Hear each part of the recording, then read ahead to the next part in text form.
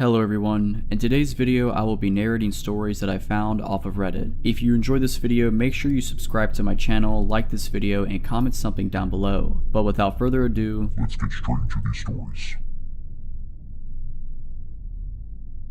A few years ago, I was working as a night shift nurse in a mid-sized hospital. It wasn't one of those massive medical centers, but it was big enough that you could go entire shifts without seeing some of your coworkers. One night, I was assigned to a floor that specialized in post-opus recovery. Most of the patients were stable, just resting until they were cleared to go home. It was usually a quiet shift, and I liked that. At around 2 a.m., I was making my rounds when I saw that a call light was on for room 409. It was odd because, as far as I knew, that room was empty. The patient who had been in there earlier was discharged before my shift started. I figured maybe one of the aides had forgotten to reset the system, so I walked over intending to turn it off. When I pushed the door open, I stopped. The bed was occupied. A woman lay there, covered up to her chest with a thin hospital blanket. Her eyes were open, staring straight at the ceiling. At first, I thought maybe I had been mistaken. Maybe a patient had been moved here without me realizing. They had been. I asked, stepping closer, "Do you need something?" She didn't respond, and she didn't blink. Something about the air in the room felt wrong,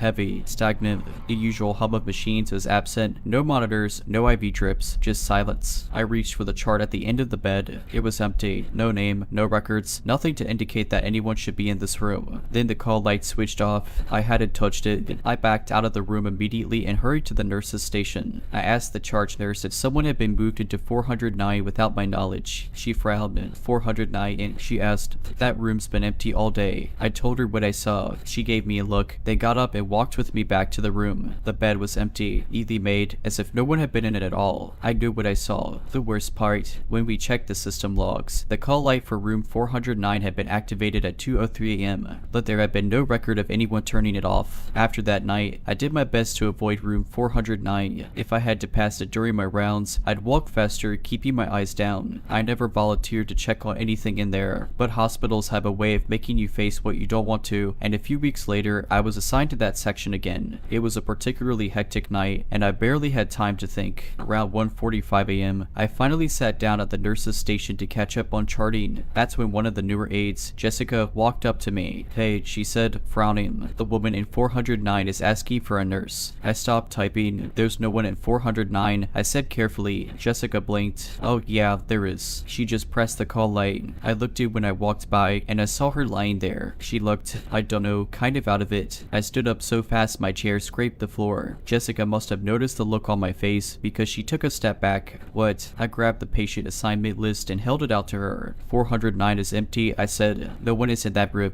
Jessica let out a nervous laugh, but when I didn't smile, her expression darkened. "You're joking, right?" I saw her. I didn't want to go back to that room, but I knew Jessica wouldn't be able to sleep if I didn't check, so together we walked back down the hall. The door to room 409 was cracked open slightly. A faint glow from the nightlight inside spilled out into the hall. I took a deep breath and pushed the door open all the way. The bed was empty. The blanket was neatly folded, the pillow untouched, but as I stepped inside, a chill passed over me like the kind you get when you walk into a freezer. Jessica stayed at the threshold. "I swear I saw someone," she whispered. I moved closer to the bed, looking around for any sign that someone had been there, but there was nothing. No creases in the sheets, no indentation on the pillow, just that overwhelming rawness hanging in the air. Then I noticed something that made my stomach drop. The call light button. It was sitting on top of the blanket, right in the center of the bed, like someone had placed it there deliberately. Jessica saw it too. She took a step back. "I'm not going back in there," she muttered. I nodded. Neither. We backed out of the room, and I pulled the door shut. Later, when I told some of the older nurses what had happened, one of them, a woman who had worked at the hospital for over 20 years, gave me a strange look. 409, and she asked, "That was Margaret's room." "Who's Margaret?" I asked. The nurse hesitated. Then she sighed. "She was a patient a long time ago. Older lady. Had surgery, was supposed to recover fine, but one night, she just coded. No one knows why. It was unexpected. She was alone when it happened." I swallowed hard. "Sometimes, new staff see her," she continued, lowering her voice. "They think she's just another patient, until they realize she shouldn't be there. I never worked in that section again if I could help it, but every now and then, I'd hear whispers from new nurses talking about room 409, about the woman in the bed, the one who stares at the ceiling, and the call light that always turns off by itself. After that night, I made a point to avoid room 409 at all costs. If I had to work that wing, I'd trade tasks with another nurse, making excuses to keep my rounds away from that room. Most of the time, it worked, but a hospital never lets you outrun the things you don't want to see. One night, about 2 months later, I was put on a short-staffed shift. We were running thin, and I had more patients than usual to check on. I was already exhausted when, around 3:10 a.m., I heard a sound that made my stomach drop. A faint, rhythmic beep,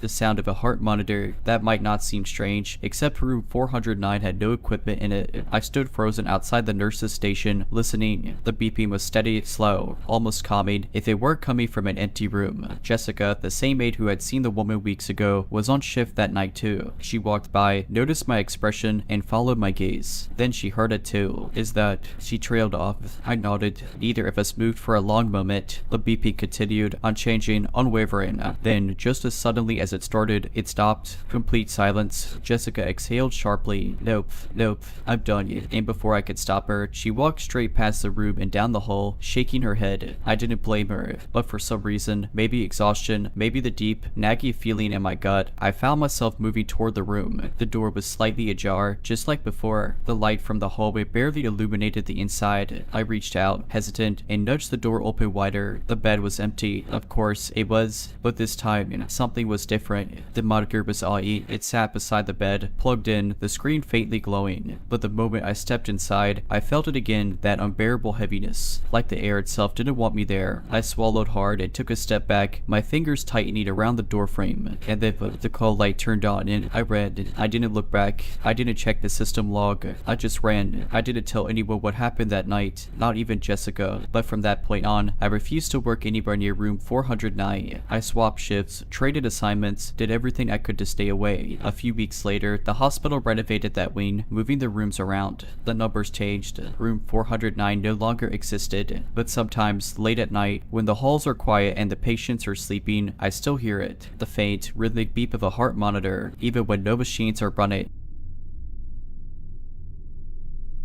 I used to spend a lot of time in the student union, mostly because it had comfortable chairs, free Wi-Fi, and an endless supply of overpriced coffee. The building had this sort of open floor design, with lounge areas scattered between food vendors and study spaces. It always felt busy but safe. There were always people around. Near the back, there was a chess table, not one of those portable sets, but an actual wooden table with the board built into the surface. The pieces were always there, and anyone could sit down and play. Most of the time, people ignored it, except for this one man. He wasn't a student, that much was obvious. He looked to be in his late 40s, maybe early 50s, always wearing the same dark green windbreaker, even when it was warm outside. He had these sunken eyes and a thin, twitchy frame, like he never quite settled into his own skin. He never spoke to anyone, just sat at the chess table every day, idly moving the pieces, sometimes playing against himself. I first noticed him my sophomore year. I passed by the table, and he'd always be there, staring at the board, never looking up. No one ever sat with him, and he didn't have a backpack, a laptop, or even a book. Just existed there, playing chess with himself. One day, I made the mistake of sitting too close. It was finals week, and all the usual seating areas were packed. The only open chair was at a small round table just a few feet from the chessboard. I hesitated, then sat down, pulling out my laptop. At first, he didn't react. He just kept playing his silent game.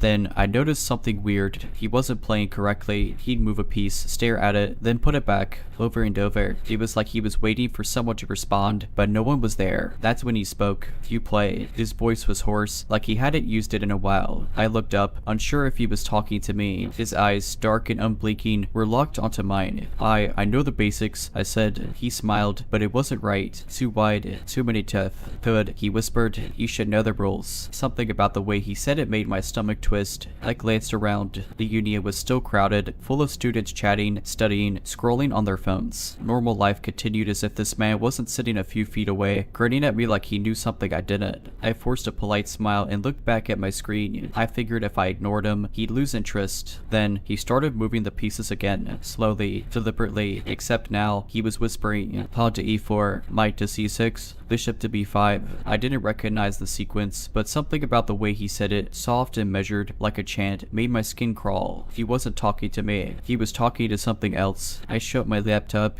I should get going. That's when he did something I'll never forget. forget. He slammed his hand down on the board, scattering the pieces. Several of them clattered to the floor. The noise wasn't loud, but it felt deafening. No, he hissed. Not yet. I froze. He wasn't looking at me anymore. His gaze was fixed on the empty chair across from him. Something in me snapped. I grabbed my bag and practically ran. As I hurried toward the exit, I made the mistake of glancing back. He was still staring at the empty chair, and he was nodding. I avoided that part of the student union after that. If I had to go inside, I'd take the long way around, just to make sure I never passed that chess table. A few weeks later, I noticed something strange. The chess set was gone. The table was still there, but the pieces had vanished. I asked one of the employees at the coffee shop nearby if they had moved it. His face went pale. There was never a chess set there. I didn't argue. I just nodded and walked away, my heart hammering. I never saw the man again, and I hope I never do. A year passed, and I had almost convinced myself that the whole thing had been some kind of bizarre hallucination. Stress, lack of sleep, too much caffeine. Maybe my brain had just filled in the blanks of something completely mundane. Then, one night, I found something. It was late, maybe 11 p.m., and I was pulling an all-nighter in the library. Finals were creeping up again, and I had made the brilliant decision to procrastinate until the last possible moment. The library was nearly empty. The only sounds the occasional cough were the quiet tapping of keys from students just as desperate as I was. I was on the 3rd floor, tucked away in one of the study cubicles. The overhead lights buzzed softly, casting a dim glow over the long rows of bookshelves. It was peaceful in a lonely kind of way. I stretched, rubbing my eyes, and decided to take a short break. Standing up, I wandered toward the shelves, running my fingers absent-mindedly along the spines of books. That's when I saw it. Tucked between two thick reference books was a single chess piece. A Black Knight. I stared at it, my brain struggling to catch up. It wasn't like someone had just left a chess piece lying around. This one was wedged carefully between the books, as if placed there deliberately. Slowly, I reached out and picked it up. It was ice cold. The moment my fingers closed around it, I heard something. A whisper. Pawn to e4. The exact words the man had muttered at the chess table. I spun around, heart pounding, but the library was still empty. No one was there. I set the knight back down and walked away quickly, trying to convince myself it was just my imagination. Just a weird coincidence. But then, as I made my way back to my study cubicle, I noticed something else. On my table, right next to my laptop, was another chess piece. A white queen. I hadn't put it there. I didn't touch it. I grabbed my stuff and left. After that night, things got worse. I started seeing glimpses of him. Not often, and never for long, but enough to make my stomach drop every time. And a flash of a green windbreaker disappearing around a corner. A hunched figure sitting on a bench, staring at nothing. Once, I even caught a reflection in a window, a face staring at me from just over my shoulder. But when I turned, no one was there. And then, the dream started. Always the same. A chessboard in the middle of an empty room. Pieces moving on their own. A dark figure sitting across from me, hands folded neatly in front of him. And a voice whispering, "You're both. I don't know what you wanted. I don't know what I was supposed to do. All I know is that I stopped playing chess after that. I graduated and moved away, and for a long time, I thought it was over. But a few nights ago, I got a package in the mail. No return address, no note, just a small wooden box. Inside was a single chess piece, a black king. I put it back in the box and shoved it in the back of my closet. I don't know what happens if I play, and I don't want to find out. I tried to ignore it. I really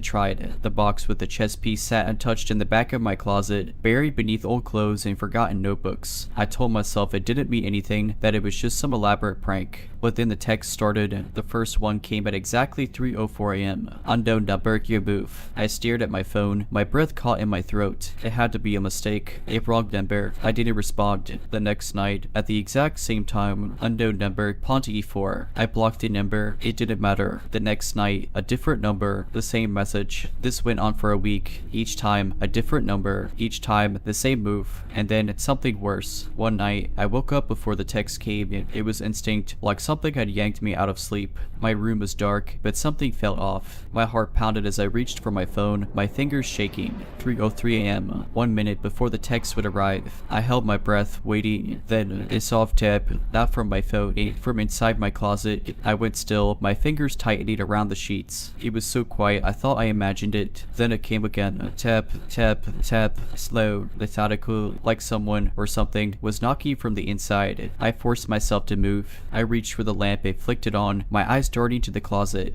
The door was closed, but something was wrong. The door handle, it was turned halfway down, like someone had pressed their fingers against it but stopped. I stared, my skin crawling. Then, just as the clock hit 3:04 a.m., my phone buzzed. I almost dropped it. My hands were slick with sweat as I looked down at the screen. The message was different this time. Unknown number, you're taking too long. That was was the night I left. I packed a bag and drove to a motel, not even bothering to lock my apartment door behind me. I didn't care. I just needed to be away. For a while, it seemed to work. The text stopped. The knocking stopped. Then 2 nights ago, I came home. The box, the one with the chess piece I had shoved deep into my closet, was sitting on my kitchen table. The lid was open. The black king was gone, and in its place, a folded slip of paper with 4 words written in perfectly neat handwriting. Checkmate. Say it so. I don't know what's going to happen next, but I know one thing. I should have never sat at that table.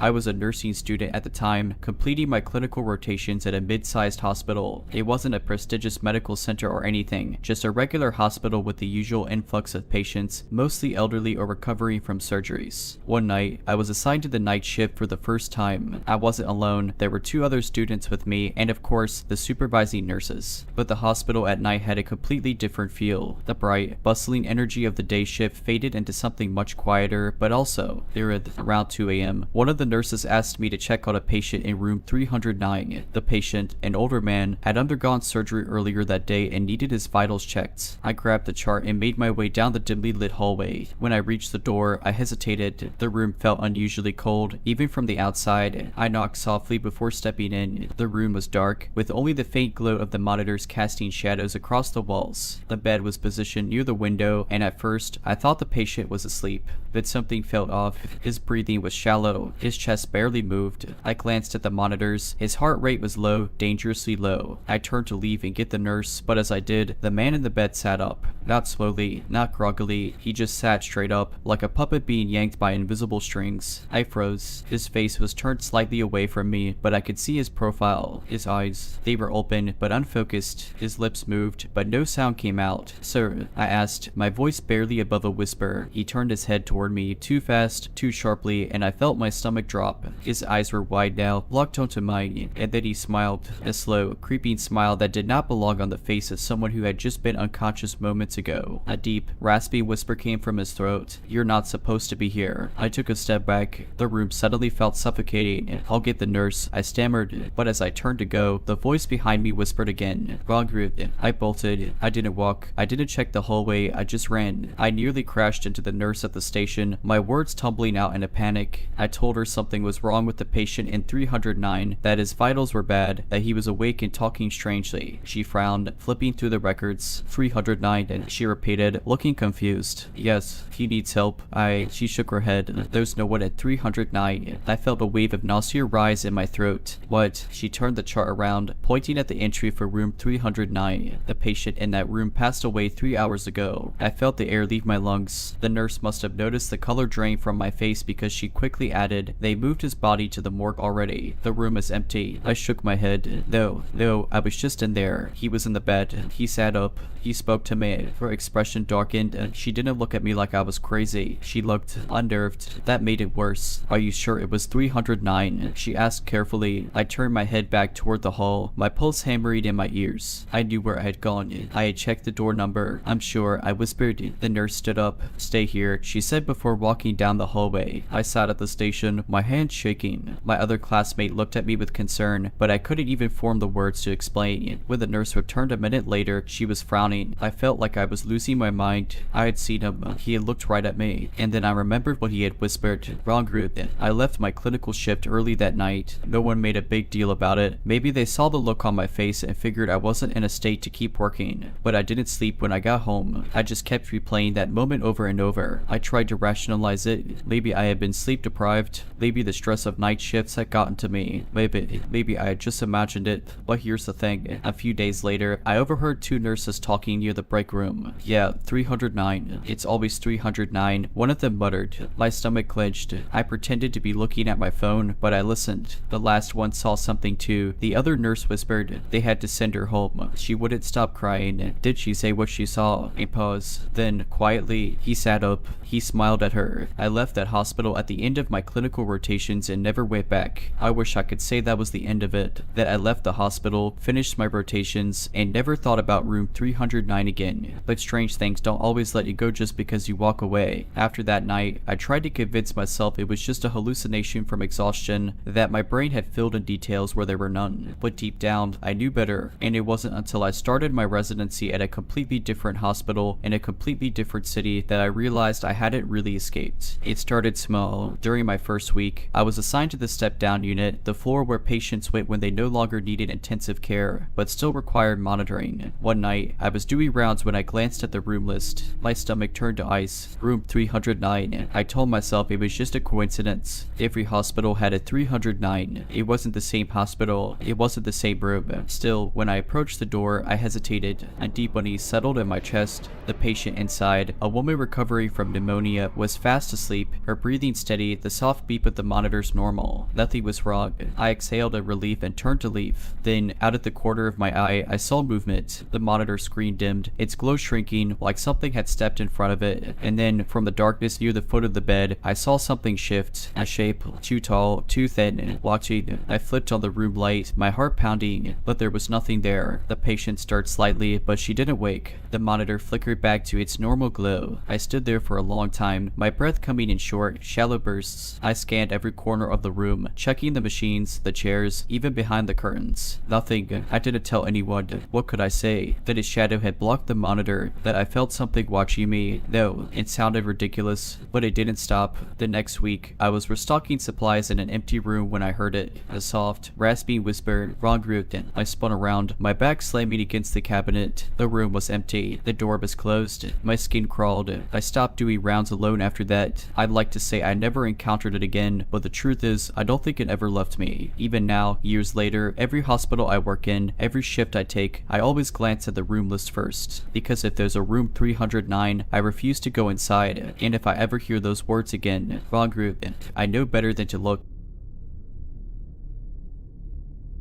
I work as a piano tuner, not the most thrilling job, but it pays well and I like the solitude. Most of my clients are concert halls, schools, and the occasional private collector with more money than musical ability. I've been doing this for years, and I thought I'd seen everything until last summer. It started with an email, a new client, someone I'd never worked with before. The message was brief: "Wrong piano needs tuning, urgent, we'll pay extra for short notice, address below." No name, just an address in a neighborhood I didn't recognize. The urgency and the offer of extra payment were odd, but not unheard of. Some people get obsessed with getting their instrument perfect, and I never turned down extra cash. When I arrived, the house didn't match the address on the email. It was old, half swallowed by ivy, like no one had lived there for years. The windows were dark, the porch sagging. For a second, I wondered if I had the wrong place, but then I noticed the door was slightly ajar. I hesitated. I should have left, but I had driven over an hour to get there, and something about the air that night, thick and heavy like the sky was pressing down, made me reluctant to go back empty-handed. Inside, the house smelled stale, like wood rot and something faintly metallic. The walls were lined with empty frames, their glass long gone. Dust coated everything except for a single trail of footprints leading deeper into the house. I followed them in. The piano was in the center of what might have once been a ballroom. A massive grand piano, black lacquered, its surface spotless despite the rest of the house's decay. It looked rugged. The proportions were slightly off, like it had been built to fit someone's memory of a piano rather than an actual instrument. I sat on the bench, lifted the lid, and struck a key, a low C. The sound was rugged, not out of tune, just off, like hearing your own voice in a recording and realizing it doesn't sound how you imagine. I pressed another key, then another, the same unsteadily resonance. The longer I played, the more it felt like the notes weren't just vibrating in the air, but sinking into the walls, into me. They stopped, out of tune. The voice came from behind me. I nearly jumped out of my skin. A man stood in the doorway, tall and thin, his suit hanging loosely off his frame. His face was hard to focus on, like my eyes refused to land on any one feature. I cleared my throat. "Oh yeah, it's definitely..."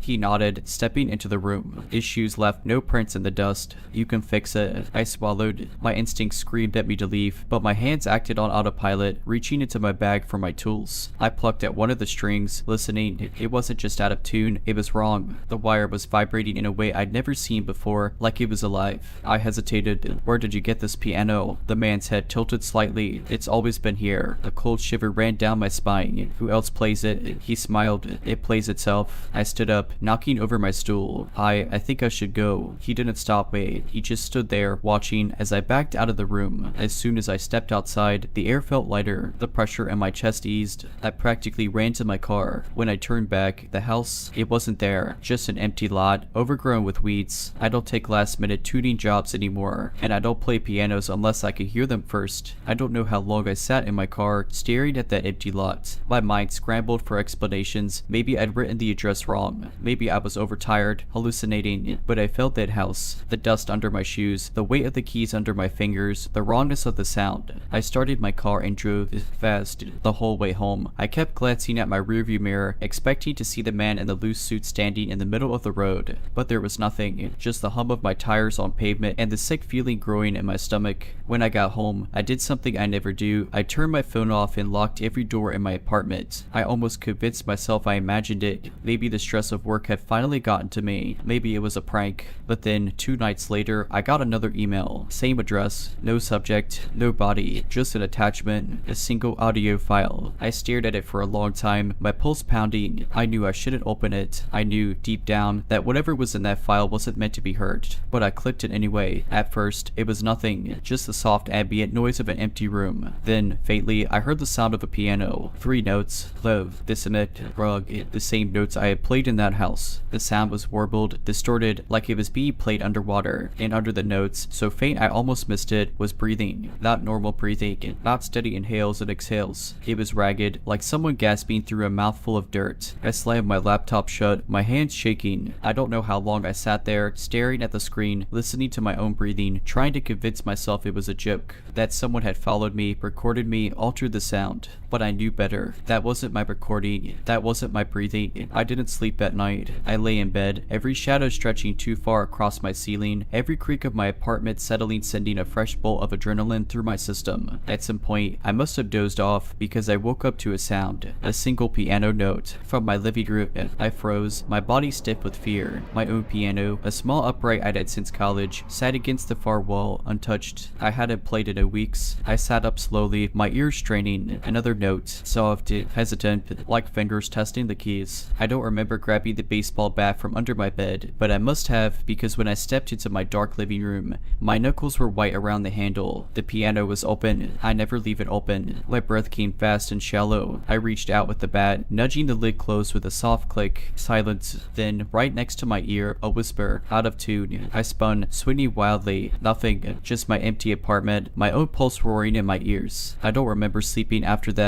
The next morning, I drove. I didn't know where I was going, but I had to get away. My hands ached from gripping the wheels so tightly. My head throbbed with exhaustion. I found myself back at the empty lot. I don't know why I stopped. Maybe I needed to see it in daylight, prove to myself that there was nothing there. But as I stepped out of my car, the air around me grew thick, like the atmosphere before a storm, charged and waiting. And then I heard it, soft, almost imperceptible, the sound of a piano, coming from nowhere. I read it. I haven't played a piano since. I sold mine the next day. I turned down every tuning job. I started working at a hardware store instead. It doesn't pay as well, but at least the hammers don't play themselves. Sometimes, though, in the dead of night, I still hear it. 3 notes, low, dissonant, rug. The piano hasn't forgotten me. I moved across the country 3 months later. I didn't tell anyone where I was going. I changed my phone number, deleted my old email, even paid cash for a new apartment. For a while, it worked. I built a life that had nothing to do with music. No piano, no tuning forks, no sheet music tucked into the corners of my room. I worked with my hands, fixing shelves, cutting lumber. The steady, predictable rhythm of hammers and saws was comforting. The nightmares never completely went away, but they faded. The whispers softened. Until last week. It was late when I got home from work, just past 11. A long day, too much lifting, too much thinking. I was bone tired. I almost didn't notice the package at my door. It was small, wrapped in plain brown paper, no return address. At first, I thought it was a mistake, maybe the wrong apartment, but then I saw my name written imprecise, even letters. My full name. No one here knew my full name. I hesitated, staring at it like it might move. Eventually, curiosity won out. I carried it inside, sat on the floor, and carefully peeled back the paper. Inside was a cassette tape. No label, no markings, just a black plastic shell and a length of brown ribbon wound tight inside it. I don't own a cassette player. I hadn't seen one in years, but something in me knew if I didn't listen to it, it would find another way. I borrowed a player from an old thrift store the next day. The woman behind the counter gave me a strange look when I asked if it worked. Not many people listen to tapes anymore, she said. I just need it for one thing, I muttered. She shrugged. Hope it's a good one. I took it home, locked my door, sat on my bed, pressed play. At first, it was static, soft, crackling, like an old record spinning in an empty room. Then the breathing started, shallow, uneven, familiar. I gripped the edges of the player so hard my fingers hurt. A single piano note rang out, low, dissonant, then another, and another. The same 3 notes, the same wrong sound. But this time, there was something new. A voice, hoarse, dry, like it had been buried under the earth. He left before the tuning was finished. I stopped the tape. My hands were shaking. The room was silent, but I felt it. The pressure in the air, the weight of something watching. I turned the tape player over, pried open the back. My stomach lurched. There was no tape inside. The ribbon was empty. I didn't sleep that night. I sat in the corner of my room, every light on, clutching the cassette like it was a loaded gun. By dawn, I knew what I had to do. The piano wasn't going to stop. The notes weren't going to stop. Not until I finished the tuning. So now I'm here, back in the old city, back at the empty lot. The sky is overcast, and the wind has that same thick, electric charge. I step forward, my boots crunching against dry leaves. The air humps, and then, just for a second, I see it. The house, dark, waited. The front door is slightly open, and inside, the piano is playing itself. Soft, beckoning, 3 notes, low, dissonant, wrong. I take a breath, step inside, and close the door behind me. There was an empty lot near my childhood home. Not abandoned, just empty. No one ever built anything on it. No for sale sign, no grass, just dirt and gravel. It wasn't fenced off, and kids would cut through it on their way home from school. I did too, plenty of times. One evening, when I was about 16, I was walking home later than usual. My route took me past the lot, and I decided to cut through it like I had 100 times before. But as soon as my foot touched the gravel, something felt. The lot wasn't empty. There was a man standing in the center. He wasn't doing anything, just standing perfectly still. His back was to me, hands in his pockets, looking at nothing. He wasn't there when I approached. I was sure of it, but now he was. I told myself he must have come from the other side, maybe cutting through like I was. But something about him made my skin crawl. He was wearing a long coat, even though it was warm out, and his posture was too rigid, too unnatural. I decided to just keep walking like I hadn't noticed him. I took one step. He turned his head, not his body, just his head, unnaturally far, like he had no bones in his neck. I froze. His face was wrong. I don't know how else to explain it. It was like looking at someone who had learned to smile by reading about it, but had never actually seen one. His mouth was too wide, his teeth too many, his eyes too focused. I turned and walked away as fast as I could without running. My whole body screamed at me to move, but I didn't want to let him know I was scared. I kept my pace steady. Then I heard it. Gravel shifting, footsteps. I forced myself to keep going. My house wasn't far. I could make it. Just a few more blocks. The sound of footsteps behind me stopped, but I didn't dare look back. I reached my front porch, unlocked the door, and shut it behind me. My hands were shaking. I flicked on the porch light and peered through the peephole. The empty lot was empty again. I didn't take that shortcut ever again, and I never saw the man again. But sometimes, when I pass by that lot, I feel like something is watching. A few years passed, and I had almost convinced myself that it had been my imagination, a trick of the evening light, a tired brain conjuring something that wasn't there. Almost. Then, last summer, I came back to visit my parents. The town hadn't changed much, but something about it felt different, like it had been holding its breath. One night, I was driving home after meeting an old friend. My route didn't take me past the lot anymore, but I had to pass close to it. As I approached the intersection near it, my headlights swept over the lot's edge, and I saw something standing there. Not a man, not exactly. A shape, tall and still, just like before. But this time, it was facing me. I couldn't see the details, just a silhouette, something standing too perfectly still, watching. The memory of that smile, that wrongness, hit me like a punch to the gut. My hands clutched the wheel. I didn't stop. I told myself it was nothing, just some random person, a shadow, a trick of the dark.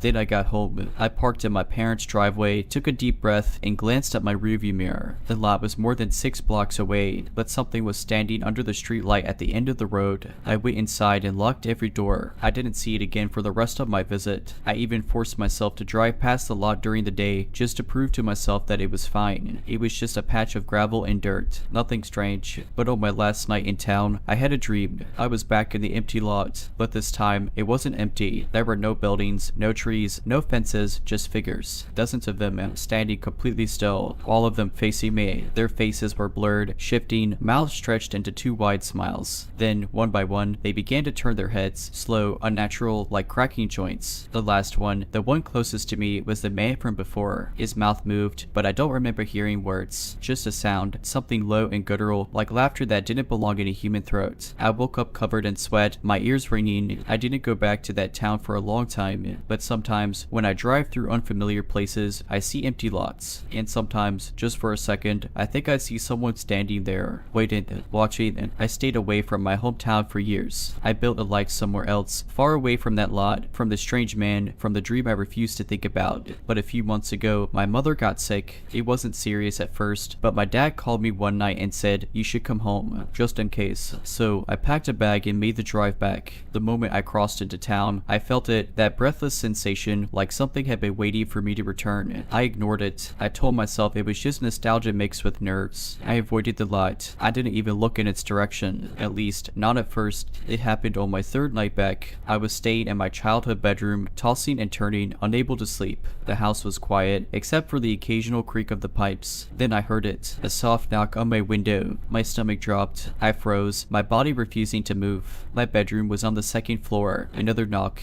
deliberate, leisured. I forced myself to turn my head to look. There was nothing there, just the dark glass, reflecting my own pale face back at me. I didn't sleep that night. The next morning, I went downstairs and found my dad in the kitchen. "You alright?" he asked. I hesitated. "Yep, just couldn't sleep." He gave me a knowing look, like he wanted to say something but wasn't sure if he should. I let it go. Later that day, I had to run to the pharmacy for my mom. I took the long way, intentionally avoiding the lot. But on my way back, at the last second, my hands seemed to move on their own, turning the wheel down the street I had sworn not to take. I told myself I was just looking, just checking. It was still empty, just dirt and gravel. No bed, no figures, nothing. But there were footprints in the dust, not just one set, dozens, and all of them led out of the lot. I hit the gas and didn't look back. That night, after my parents went to bed, my dad knocked on my door. "You got a minute?" he asked, stepping inside before I could answer. He sat on the edge of my bed, rubbing a hand over his face like he was trying to decide how to start. Then, after a long silence, he said, "I saw him too." I felt the blood drain from my face. "When?" I whispered. My dad exhaled. "Years ago, when we first moved here. I was out late, walking the dog, cut through the lot like everyone else did back then, and I saw him, same as you." I gripped my blanket, my knuckles white. He was just standing there. My dad continued. Didn't move, didn't speak, but I swear to God, I felt him watching me even though he never turned around. I swallowed hard. "What did you do?" "I left," he said simply, and I never walked through there again. A long silence stretched between us. Then my dad said something that made my skin crawl. "You said he turned his head, right? When you saw him?" And I nodded. My dad looked down at his hands. "He never did that when I saw him."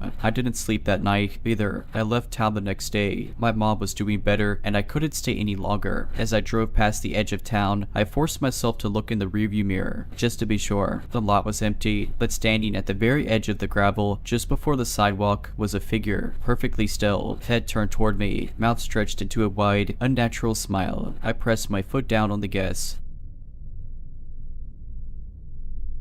It started with a single paper crane. I work at a university, but not as a student or a professor. I'm just one of the people who keep things running in the background. My job is mostly quiet, handling inventory and deliveries, making sure equipment gets where it needs to go. It's a job that doesn't usually invite attention, but someone was paying attention to me. The first time I noticed the crane, it was sitting on my desk in the supply room, a perfectly folded piece of white paper, no note, no explanation. I assumed it was a joke or something left behind by a coworker, so I just tossed it in the trash. The next day, there were two cranes. They were balanced on top of a box of printer paper, identical in their precision. Something about them unsettled me. I asked around, but no one claimed the gent. Maybe one of the students. My manager suggested they wander in here sometimes. By the end of the week, there were 7, always perfectly folded, always placed where I would find them. That's when I started checking the cameras. The supply room has a security camera facing the door. It's mostly there in case anything gets stolen, but it should have caught whoever was leaving these things. I sat down in the security office and scrolled through the footage from the past few nights, and that's when I saw him. At exactly 3:13 a.m., the door to the supply room opened opened, though no one had swiped a key card. A man walked in, tall, wearing an old-fashioned coat that reached down to his ankles. His face was just rugged, blurred, like the camera couldn't quite capture it. He walked straight to my desk, pulled something from his pocket, and carefully placed it down. A paper crane. Then he turned, walked out, and the door shut behind him. No hesitation, no wonderate, like he had done this 100 times before. I checked the logs. No one was supposed to have been in the building at that hour. I asked security if they recognized him, but the footage wouldn't play properly when I tried to show them. The file just glitched. That night, I couldn't sleep.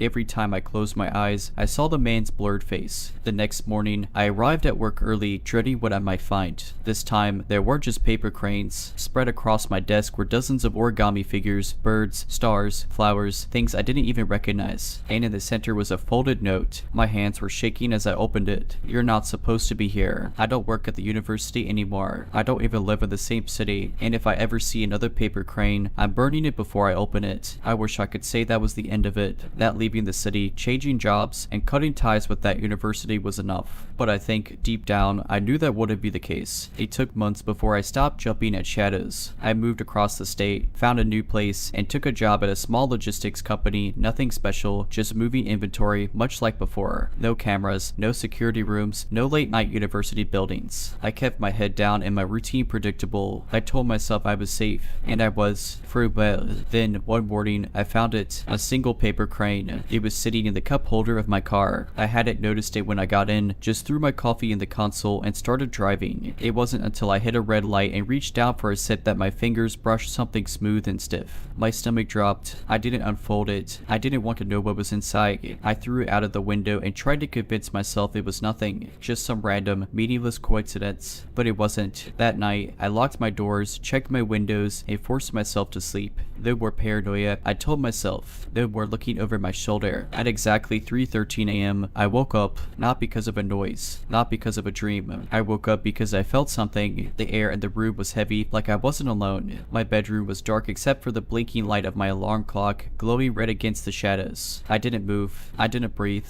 Then, from the foot of my bed, I heard it, a soft, papery rustling, like the whisper of 100 tiny wings. I don't remember moving, but I must have, because the next thing I knew, I was running. I barely registered the cold floor beneath my feet, the harsh slam of the front door as I threw myself outside. I didn't stop running until I was in my car, engine roaring to life, tires screeching as I tore out of the driveway. I drove for hours, not knowing where I was going, just knowing I couldn't go back. When the sun finally rose, I pulled over in a gas station parking lot, hands clenched around the steering wheel. I forced myself to look at the back seat. It was empty. I let out a shuddering breath. Maybe I had imagined it. Maybe I had just panicked. But then I glanced at the passenger seat. A single, perfectly folded paper crane sat there, and beneath it, another note. This time, I read it. "You can't leave. I don't know what to do. I haven't been back to my apartment. Haven't even been back to that city. I've been living out of motels, never staying anywhere longer than a few nights. But it doesn't matter, because wherever I go, I always wake up at 3:13 a.m., and the cranes always find me. I wish I could say I had a plan, that I knew what I was running from or how to stop it, but the truth is, I don't. I've been on the move for weeks now, switching motels, paying in cash, leaving no paper trail. I even ditched my phone, thinking maybe I was being tracked. It didn't make a difference, because every single night, no matter where I go, I wake up at exactly 3:13 a.m., and there's always a crane. Sometimes, I find it on the nightstand beside my bed. Sometimes, it's on the dashboard of my car. One time, I woke up and felt something crinkle under my hand. It was in my bed with me. I tried destroying them. I burned one in a motel sink, watched the flames curl around its delicate edges until it was nothing but ash. The next morning, it was back, sitting in the same spot I had found it, pristine and untouched. I stopped trying after that.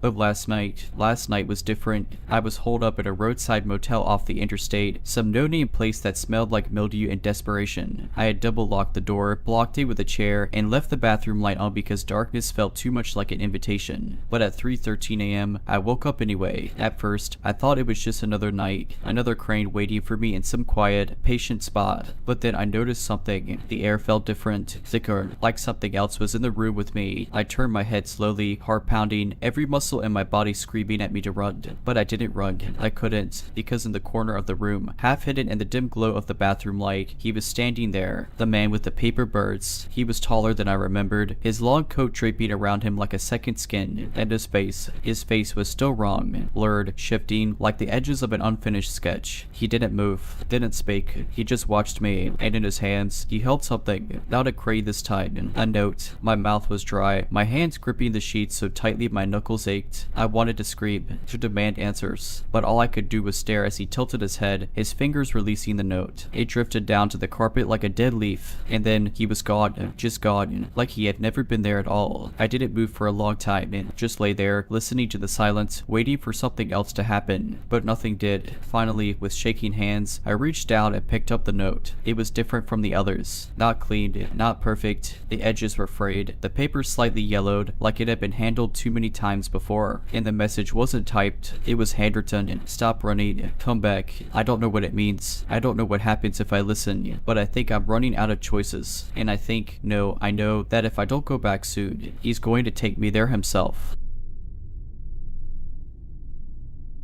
This happened a few years ago when I was working at a large convention center. I was just a part-time staffer, mostly handling attendee check-ins, lost badges, and general guest services. The place was massive, long, echoing halls, labyrinthine service corridors, and a general sense of being too big for the number of people actually working there. Most nights, by the time my shift ended, the main halls would be empty. The janitorial staff worked late, but they mostly stuck to the exhibition floors and food courts. My last task before heading out was always checking the lost and found desk located in a glass-walled room near the main entrance. People lost things constantly, keys, wallets, entire bags sometimes. It was my job to log them in before security took over for the night. One evening, after a particularly chaotic event, I stayed late to sort through a pile of lost items. I was alone in the glass room, scanning ID cards and cataloging forgotten scarves when I noticed movement outside. A man was standing just beyond the entrance to the lost and found area, staring in at me. At first, I assumed he was a latecomer looking for something he'd lost, so I gave him the standard polite nod. He didn't move. He didn't even blink. He just stood there. Something about him unsettled me immediately. He wasn't disheveled or obviously dangerous, but there was an uncanny stillness to him, like he wasn't quite sure how to imitate human behavior. He was tall, wearing a neatly pressed gray coat, and his hands were clasped in front of him. His eyes were just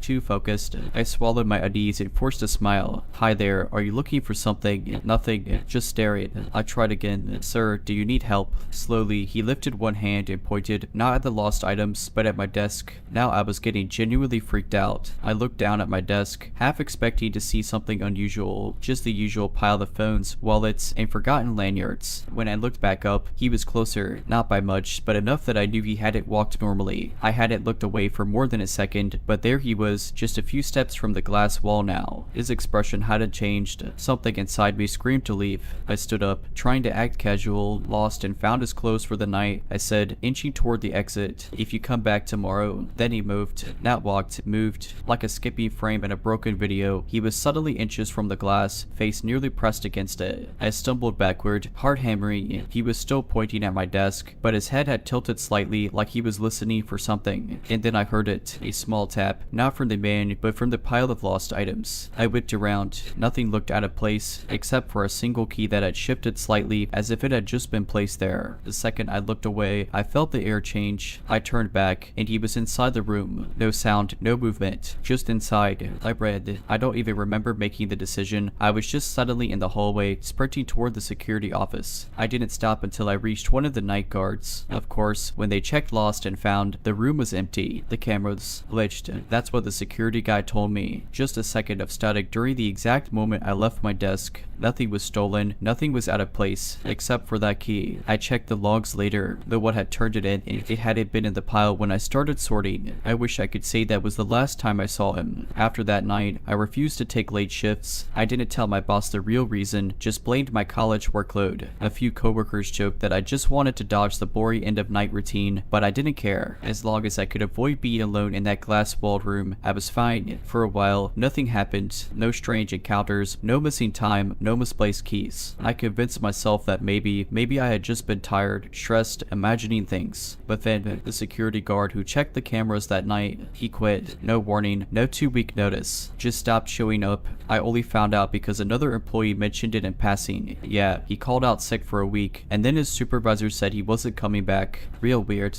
I wanted to ask more, but I was afraid of sounding paranoid. Then one day, while I was working a mid-afternoon shift, I found something strange. It was an envelope. No name, no postage, just sitting under my keyboard like someone had carefully slid it there. Inside was a photograph. It showed the lost and found room, the same glass walls, the same cluttered desk, but something was off. I looked closer, my stomach dropping. It was a picture of me, sitting at the desk, sorting through lost items. I had never seen this photo before, never posed for it, but there I was, in the exact same chair, wearing the exact same sweater I had worn on the night of the man in the gray coat. The timestamp in the bottom corner, it was from 2 nights ago. I hadn't worked that shift. I hadn't been in the lost and found room 2 nights ago. I flipped the photo over with shaking hands. Written in neat, looping handwriting were 4 words. You forgot the key. I slammed the envelope shut, shoved it deep into my bag, and forced myself to act normal for the rest of my shift. That night, when I got home, I checked my backpack where I had stuffed the photo. It was gone. I tore my room apart. I emptied my bag, my pockets, my jacket. Nothing. The envelope had vanished. But the next day, when I arrived at work, the key was back. It sat neatly on my desk and lost and found, as if it had never left. No one knew where it had come from. No one had locked it in. And when I touched it, for just a second, I thought I saw a reflection in the glass wall. A tall man in a gray coat. I should have quit right then and there. I told myself I would. That night, after seeing the key back on my desk, I swore I'd walk out, block the number of my supervisor, and never step foot in that convention center again. But I didn't. Something about the key, it was like it had anchored me there. Like the moment I touched it, something deep inside whispered, "You're not done yet." I should have ignored it, but I didn't. Instead, I did something incredibly stupid. I took the key home. The key wasn't anything special to look at. It was small, brass, oiled,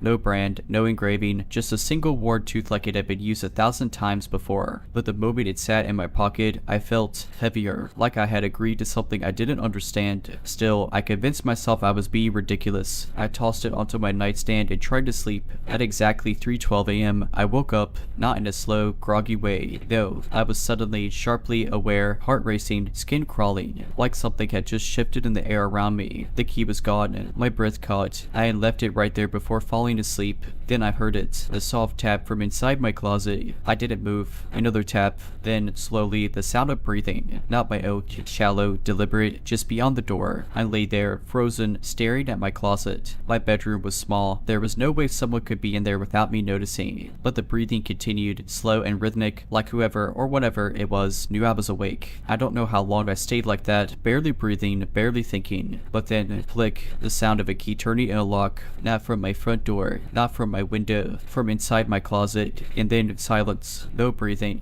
no movement. Just the hollow, waiting silence of something that wasn't finished yet. I didn't sleep the rest of the night. I should have gotten rid of it. Should have thrown it into a sewer, burned it, buried it. But I didn't. Because when I finally gathered the nerve to check my closet the next morning, the key was sitting neatly on the floor. Like it had returned itself. Like it was waiting. And worse, there were footprints. Faint, dusty imprints on my floorboards, leading from my closet to my bed. Standing there, part hammering in my chest, I made a decision. I had to go back to the lost and found desk. I had to return the key. That evening, I walked back into the convention center for what I told myself would be the last time. The building was mostly empty, just a few janitors finishing up. I told the front desk I'd left something in the lost and found room, then made my way there, my pulse steady but my skin crawly. The glass-walled room looked the same, but as soon as I stepped inside, I felt it. The air was thick, heavy, charged. I walked to my desk, placed the key down carefully, and whispered, "I'm done." And for a moment, nothing happened. Then, a soft tap from behind me. I turned slowly. He was there, the man in the gray coat, standing just outside the glass wall, hands clasped, watching. But this time, something was different. He wasn't pointing at my desk. He was pointing at the chair, at the exact seat where I always sat. The realization hit me like ice in my veins. He wasn't just watching, he was waiting for me to sit, for me to take my place, for me to become the next one. I didn't think, didn't breathe. I ran, didn't stop until I was outside in the freezing night air, gasping, heart in my throat. I didn't look back. I never stepped inside that convention center again. It's been months. I moved to another city, started a new job. I've done everything I can to put that night behind me. But last week, I got a package in the mail. No return address. Inside was a single item, a cut, and a small note written in neat, looping handwriting. You left something behind.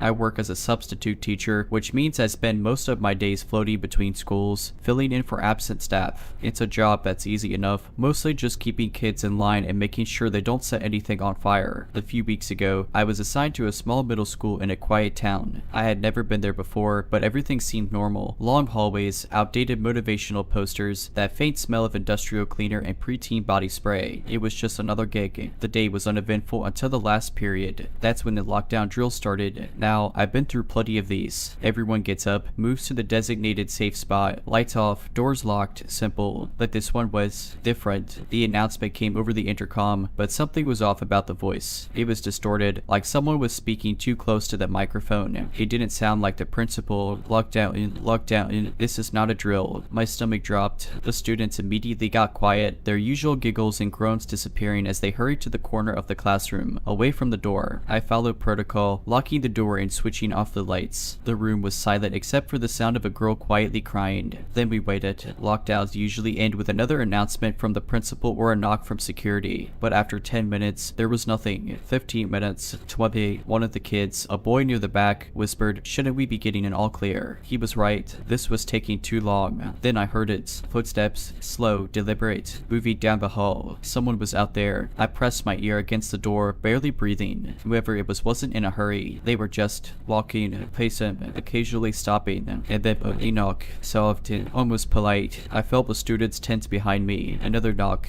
Then the handle turned. I had locked it, but my heart pounded as I watched it jiggle. Someone was testing the door. A long silence followed, and then the whispering started. I couldn't make out words. It was faint, like someone muttering just below their breath, but it wasn't coming from one person. It was coming from multiple. I turned, mouthing "stay quiet" to the kids, who were huddled together in the dark. The whispering grew, overlapping voices murmuring from outside the door, the hall, maybe even other classrooms. Then the intercom crackled again. The same distorted voice. Lockdown lifted. "You may exit your classrooms." No way. Something was very wrong. I didn't move. The kids didn't move. More footsteps. More whispers. Then I heard a door down the hall opened. Someone had believed the announcement. A shuffle. A gasp. Then silence. No screams. No running. Just nothing. I stayed in that classroom for over an hour, ignoring the next 3 announcements telling us the lockdown was over. Eventually, the real principal's voice came through. This time, it sounded real. When I finally opened the door, the hallway was empty, but something had changed. The school felt wrong, too quiet, too still. Later, I found out that another teacher had opened their door too soon. They never found him.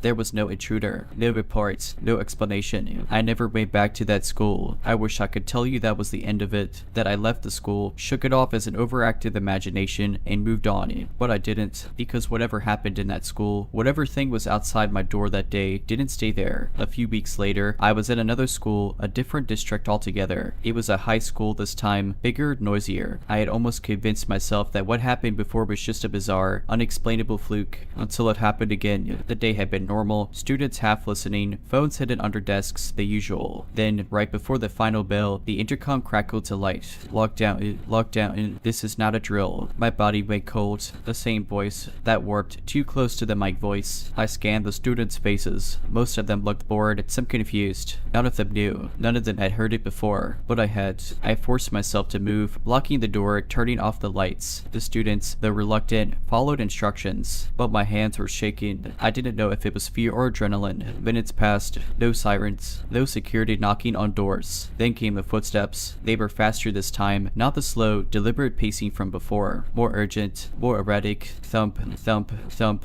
The running stopped right outside my door. I bit down on my lips so hard I tasted blood. The students were still, some holding their breath. Then, thunk, louder than before. Harder.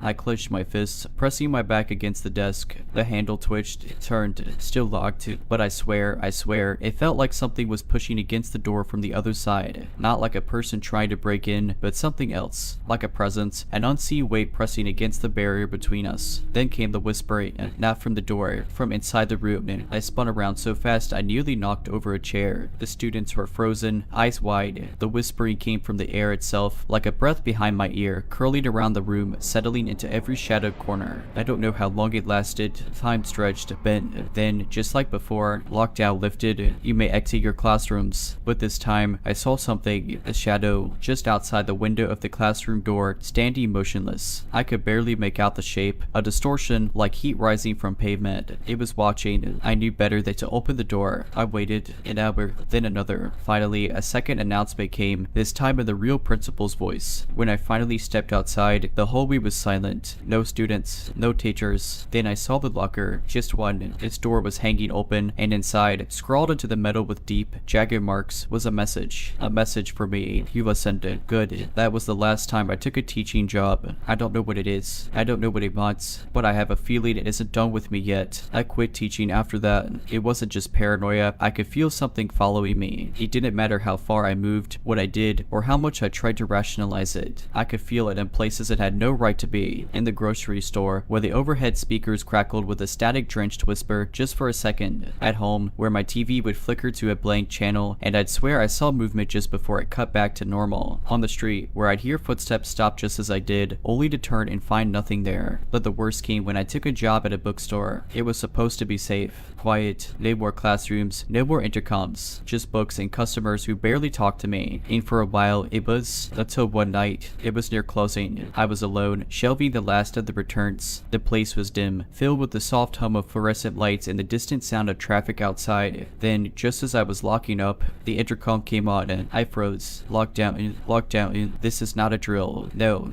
not here. My breath hitched. The store didn't even have an intercom. The lights flickered, the speakers hissed. Then the footsteps, not from the front, from the back room, the stock room, where no one should have been. I moved slowly, my fingers gripping the key so hard it dug into my palm. I needed to leave. I needed to get out right now. But as I turned to run, I heard it. No.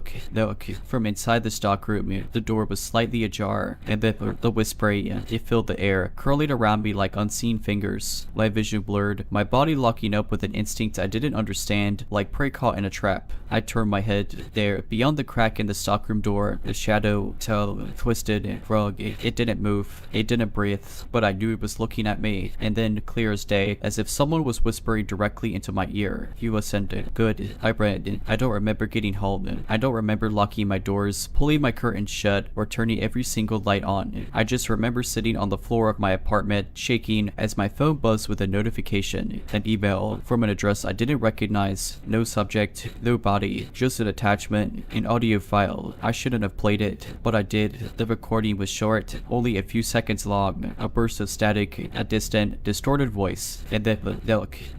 I threw my phone across the room. I haven't gone back to work. I barely leave my apartment, but sometimes, late at night, when everything is still, my speakers crackle. I used to work at a small, independent art gallery downtown. It wasn't much, just 3 rooms and a storage area in the back, but it had a certain charm, the kind of place where local artists could showcase their work without the red tape of big museums. It was quiet most days, except for the occasional visitor or a school tour. One afternoon, I was alone at the front desk, scrolling through my phone when I heard the front door chime. I glanced up, expecting a usual guest, a tourist or art student, but instead, a man stepped inside. He was off. I can't describe it better than that. Something about the way he moved, too deliberate, too careful. He wore a dark green jacket, zipped up despite the warm weather, and a beanie pulled low over his forehead. His face was expressionless, his eyes scanning the room with slow, unsettling precision. Welcome in, I said, my voice a little tighter than usual. He didn't reply. He just walked past me into the first exhibit, hands in his pockets. I watched him for a moment, then forced myself to focus on my computer. At first, everything seemed normal. He moved through the exhibit slowly, pausing at each piece a little longer than most people would. 5 minutes passed, 10, then 20. I glanced at the clock, growing uneasy. No one else had come in, and he hadn't made a sound. At the 30-minute mark, I cleared my throat. Let me know if you have any questions, I said, forcing a smile. He didn't answer. He didn't even look at me, just kept staring at a painting, a dark, abstract piece with heavy brush strokes. The air in the gallery felt heavier. I checked my phone, pretending to be busy, but my heart was pounding. Something told me not to take my eyes off him for too long. Then, after what felt like forever, he finally moved again. He turned, slow, mechanical, and walked to the next room. I exhaled. Maybe he was just eccentric. Maybe I was overreacting. But then I noticed something strange. The painting he'd been staring at. It was slightly tilted. I frowned. All of our artwork was carefully secured to the walls. How had it moved? I stood, went over, and gently adjusted it back into place. When I turned back toward the entrance of the next room, he was standing there, watching me. I froze. He hadn't made a sound. No footsteps. Nothing. nothing. I just had to fix something. I stammered, my throat dry. Again, no response. Just that blank, unblinking stare. Then he smiled. It was the worst part. That slow, stretching grin that didn't reach his eyes. Like he just figured something out. And then he walked past me, so close our sleeves nearly brushed. I held my breath. He left without another word. The door chimed. The gallery was empty again. I let out a shaking breath, my skin crawling. I went to the back room, pretending to reorganize supplies, anything to shake the lingering unease. 5 minutes passed, then 10. I finally convinced myself I was being paranoid and returned to the front desk. And that's when I saw it. The same painting, the one he had been staring at, was tilted again. I had been alone the whole time. No one else had come in, but the painting had moved. And in the reflection of the gallery's front window, just before I locked up for the night, I saw something that made my stomach drop. The man was across the street, watching, waiting, like he'd never left. I don't know how long he stood there, watching me from across the street. I refused to look for too long, afraid that if I acknowledged him, it would somehow make it worse. Instead, I forced my shaking hands to finish locking up the gallery. The moment the deadbolt clicked, I turned off the lights and hurried to the back exit. I didn't want to walk out the front door, didn't want to risk passing him on the sidewalk. My car was parked a block away, and I told myself if I just got there fast enough, I could forget all about this. But when I stepped into the alley behind the gallery, I knew something was wrong. It was too quiet. The city wasn't exactly bustling at this hour, but there were always some noises, distant car horns, chatter from a bar down the street. But now, it felt like the entire block had gone silent. I swallowed hard and started walking. I was halfway to my car when I heard the footsteps. Soft and deliberate, not rushing, not running, just follow me, and I didn't dare look back. I fumbled at my purse for my keys, my fingers numb with panic. The footsteps kept pace with me, matching every step I took. I reached my car and yanked the door open, throwing myself inside. For a second, I sat there, hands gripping the wheel so tightly my knuckles turned white. I glanced up at the rearview mirror. Nothing. The alley was empty. I exhaled shakily and locked the doors, just in case. Maybe I was imagining things. Maybe I'd scared myself so much that my mind was playing tricks on me. I started the engine and peeled out of the alley, not stopping until I was miles away from the gallery. That night, I barely slept. Every shadow outside my window made my skin crawl. Every creak in my apartment sent my heart into my throat. But eventually, exhaustion won, and I drifted into a restless sleep. The next morning, I got to the gallery early to open up. My hands were still shaking as I unlocked the door. At first, everything looked normal, until I stepped inside. Every single painting in the gallery had been tilted, not just the one he had been staring at. All of it.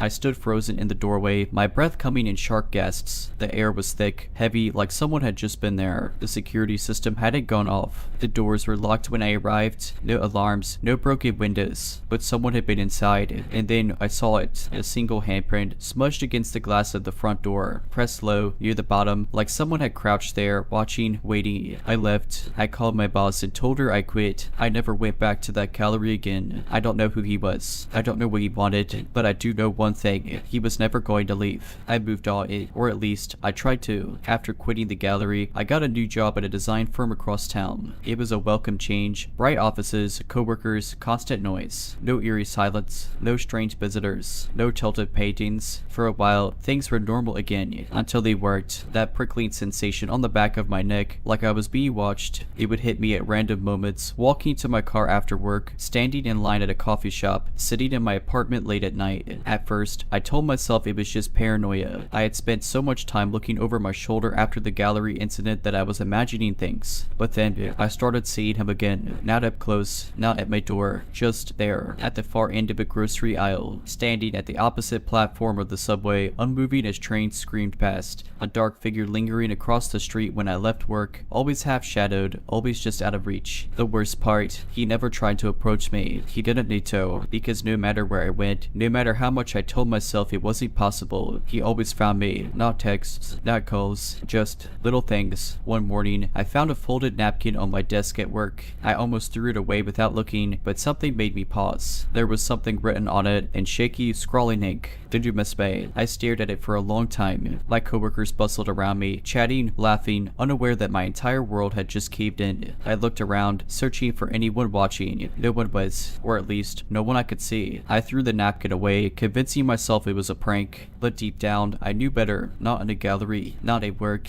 at home. It was subtle at first, just one or two frames slightly crooked when I got back from work. I assumed I had bumped them, or maybe a draft had shifted them. But then it got worse. One night, I came home to find every single piece of artwork in my apartment apartment tilted at the exact same angle. Every single one. I barely slept that night. I wanted to call someone, my parents, the police, anyone, but what would I even say? That someone kept tilting my paintings, that I was being followed by a man who never spoke, never touched me, never did anything but watch, that I wasn't even sure if he was real anymore. I had convinced myself that I was overreacting, that if I ignored it, if I refused to acknowledge him, he would go away. So when my best friend invited me over for a movie night, I said yes. I needed a break, needed to feel normal again. We ordered food, picked a dumb comedy, and for the first time in months, I felt okay, until I got up to use the bathroom. Her apartment was small, just a short hallway leading to the bedroom and bath, but as I passed the front door, something made me pause. A whisper of movement from the other side, a shuffle, a breath. I froze, and then a single piece of paper slid under the door. My hand shook as I bent down, hard hammering against my ribs. The paper was blank, except for 3 words, scrawled in jagged, uneven handwriting. I found you. I don't remember screaming. I don't remember my friend running over, demanding to know what was wrong. I don't remember anything except the sheer, paralyzing terror that he was here. That no matter where I went, no matter how many locks I changed, no matter how much I tried to run, he would always find me. That night, I packed a bag and left town. I don't know where I'm going yet. I don't know if it'll be enough, but I do know one thing. He's still out there, and he's not done yet.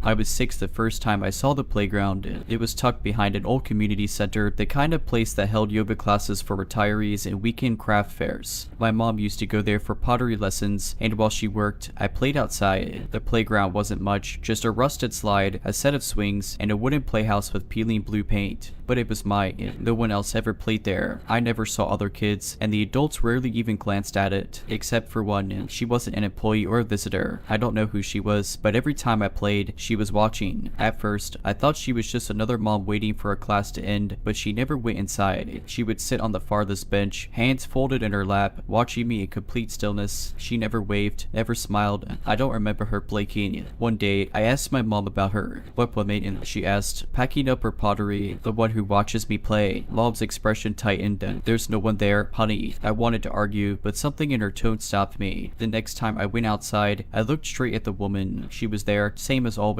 But when I turned back to the building, I caught a glimpse of my mom through the window. She was watching me stand alone in an empty playground. I stopped playing outside after that. Years later, after we moved away, I asked my mom again. She sighed, rubbing her temple. "That playground was closed, sweetheart. Has been for decades." I laughed, thinking she was joking. "Then why'd you let me play there?" She didn't laugh. I didn't think about the playground for a long time. Life moved on, as it does. I grew up, went to college, got a job. I almost convinced myself I had imagined the whole thing. Maybe it was just a kid's overactive imagination, twisting a memory into something eerie. Then last year, I had to drive through my old hometown for work. It wasn't planned. I was rerouted because of construction, and before I realized it, I was turning down familiar streets. The community center was still there, though the paint was more faded, the sign half fallen. And behind it, the playground. It looked exactly the same. Same rusted slide, same peeling blue playhouse, like it had been frozen in time. There was no way it had been left untouched for 20 years. Playgrounds get removed, renovated, replaced, but this one, it just sat there, untouched, forgotten. A strange urge crept over me. I pulled into the cracked parking lot, turned off my car. I wasn't sure what I was doing, what I was looking for. Maybe I just wanted to prove to myself that it was real, that it wasn't real. I walked toward the playground, boots crunching on dead leaves. The air felt too still. No birds, no wind, no distant hum of traffic, just the sound of my own footsteps. Then I saw her. She was sitting on the farthest bench, hands folded, still, exactly as I remembered. Her face was wrong, not aged, not changed, just wrong. Her eyes locked onto mine immediately, as if she had been waiting. And despite everything in my body screaming at me to run, I stepped closer. "Who are you?" I called out, my voice too loud in the silence. She tilted her head. Not a single muscle moved in the rest of her face. I don't know why that was the worst part, but it was. My stomach twisted. This was wrong. This was wrong. I turned back to my car, my legs suddenly sluggish, like I was moving through water. I forced myself to keep walking, gripping my keys so tightly they bit into my palm. I was almost to the car when I heard it. A whisper, soft, almost gentle. "You grew up." I didn't turn around. I threw myself into the driver's seat, started the car with shaking hands. As I peeled out of the parking lot, I made the mistake of glancing in the rearview mirror. She was standing now, in the middle of the playground, still watching. I don't know what that playground is. I don't know who or what she is, but I do know one thing. She's still waiting. I didn't sleep that night. My mind mind kept looping through the encounter, trying to rationalize it. Maybe I was remembering things wrong. Maybe the woman was just some local, someone who happened to be there both in my childhood and now. A coincidence, but I knew better. And yet, a part of me, some deep, unsettled part, needed to know more. So I did something stupid. I went looking for answers. The next morning, I called my mom. I told her I had driven past the old community center, that I had seen the playground again. She went quiet for a long moment. Then, in a careful voice, she asked, "Did you go near it?" I hesitated. No. A sharp breath. Good. That should have been the end of it. I should have let it go. But I didn't. A few days later, I found myself at the local records office. I wanted to see if I could find anything about the playground, when it was built, why it was never renovated. It didn't exist. There were plenty of records on the community center, its construction, its expansions over the years, but no mention of a playground. No blueprints, no permits, no maintenance logs. Nothing. I asked the clerk, an older woman who had been working there for decades, if she knew anything about it. Her face darkened immediately. There's no playground behind that building. I started to argue, but she shook her head, her expression tight. Whatever you think you saw, whatever you remember, forget it. It's not a place for you. The way she said it sent a chill up my spine. Not a place for children, not a place for the public, a place for me. I left in a hurry, my skin crawling. I tried to put it behind me. I really did. But the dream started soon after. I was back at the playground, alone. The air was thick, heavy, like it was pressing down on me. I couldn't move, couldn't speak, and she was there, not sitting this time, standing over me, her face still locked in that unnatural stillness, watching, waiting. I would wake up gasping for breath, my sheets damp with sweat. The worst part, the dreams were getting clearer, closer. She was no longer at a distance. She was standing just a few feet away, then an arm's length. Then I stopped sleeping, stopped looking at mirrors, at reflections in glass. Every time I did, I expected to see her behind me. And then last night, I woke up, but I wasn't in bed. I was standing in my apartment doorway, keys in my hand, as if I had been about to leave, as if something had called me. My phone buzzed on the counter, a text from an unknown number. Thornbirds, you remember me now. I'm leaving town today. I don't know if that's enough. I don't know if she can follow me. I just know I can't stay. And if you ever find yourself in my hometown, if you ever drive past that crumbling community center, don't stop, don't look, don't go near the playground. I work at a railway maintenance yard, not the kind with gleaming passenger trains, but the kind where old, rusted freight cars go to die. It's a lonely job, especially during the night shift. Most of my coworkers prefer the daylight hours, but I like the quiet. It was just me, the tracks, and the occasional distant horn from a train passing through. There's an old office building on site, mostly abandoned except for a break room and a few storage closets. At the very top of the building, mounted on a skeletal tower of rusted beams, is a clock. The train yard clock, as we call it. No one really knows who maintains it. It doesn't work, at least not correctly. The hands never move the way they should. Some nights, it's frozen at 3:47. Other times, it'll skip ahead or lag behind, never aligning with reality. And sometimes, it moves backward, ticking with unnatural precision. Everyone on the night shift knows not to look at the clock too long. I thought it was just an old piece of railway superstition, until one night when my radio crackled with static, and a voice, my own voice, whispered through the speaker, "Don't look at the clock." I froze, my fingers tightening around the radio. My heart hammered against my ribs as the voice repeated itself. It was May. Same tone, same rasp I got after long shifts. Then silence. I turned slowly, feeling the cold grip of unease coil around my spine. Against my better judgment, I looked up at the clock. It was moving,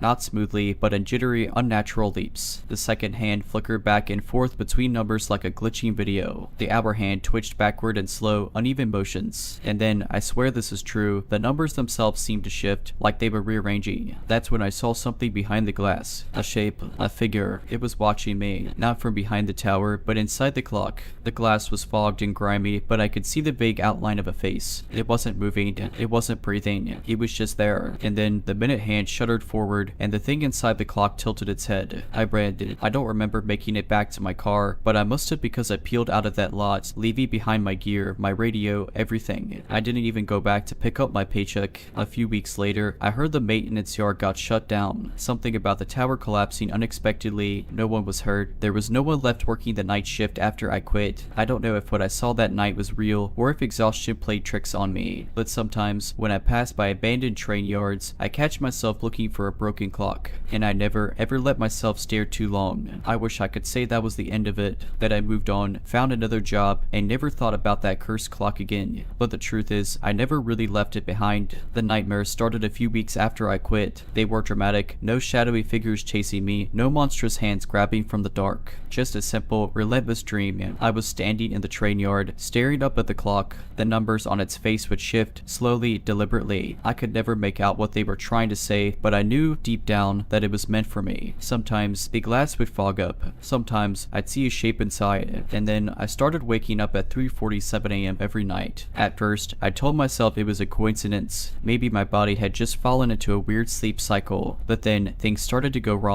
One night, my bedside alarm clock glitched. I woke up to see the numbers flickering, scrambly like the ones on the train yard clock. I threw it across the room, but even after it hit the wall, the red LED display kept shifting. Another time, I was walking home late from a bar when I passed a construction site. The crane stood idle against the dark sky, its metal beams forming a crude shape that looked too much like the clock tower. As I turned away, I swore I saw movement, something behind the half-finished building's windows. A shape, a figure, watching me. It got worse. Street lights would flicker as I walked past. My phone would vibrate at random times, only to show a blank notification with the timestamp 3:47. One night, I was driving home when my car radio turned on by itself. Static, then a voice, my voice whispering, "Don't look at the clock." I nearly crashed. I stopped sleeping. I stopped going out after dark. Every time I glanced at a clock, I felt my stomach drop, terrified I'd see the wrong numbers. Then, the final straw. The package arrived at my apartment. No return address, no postage, just a small, battered cardboard box. Inside, wrapped in yellow newspaper, was a clock, an old pocket watch, its glass cracked, its hands frozen at 3:47. I threw it away. The next morning, it was back on my nightstand. I don't know what to do. I feel like I'm being counted down. And the worst part, I'm starting to see reflections in the glass. I left my apartment that night. No plan, no destination, just raw animal fear telling me to get out. I drove for hours, stopping only when exhaustion forced me to pull into a roadside motel. I locked the door, shoved a chair under the handle, and curled up on the bed, my heart still hammering. I didn't sleep. At 3:47 a.m., my phone screen lit up. No call, no text, just the clock widget changing by itself. I turned the phone off.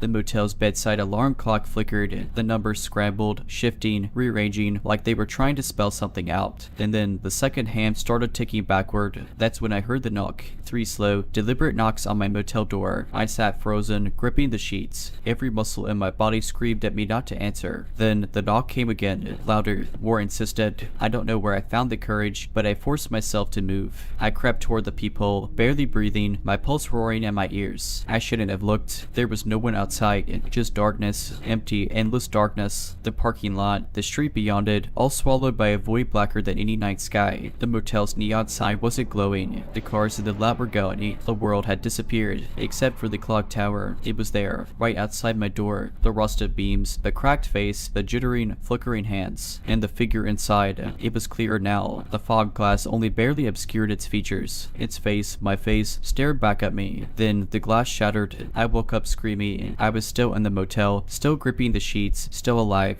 The world outside was normal, cars, streetlights, the motel sign buzzing faintly. But on the nightstand beside me, the motel alarm clock read 3:47 a.m. I left immediately. I don't know what it wants. I don't know why it's following me, but I do know this. Every clock I pass now feels drug. Sometimes, out of the corner of my eye, I see the hand stutter, shudder, moving backward when they shouldn't. Sometimes I hear faint, rhythmic ticking, even when there's no clock nearby. And sometimes, in reflections, windows, glass doors, mirrors, I catch glimpses of a figure, watching, waited. And worst of all, a few nights ago, I woke up in my bed to the sound of ticking. I turned my head, and there, sitting on my nightstand, was the pocket watch. The glass was no longer cracked, and the hands were moving again, backward.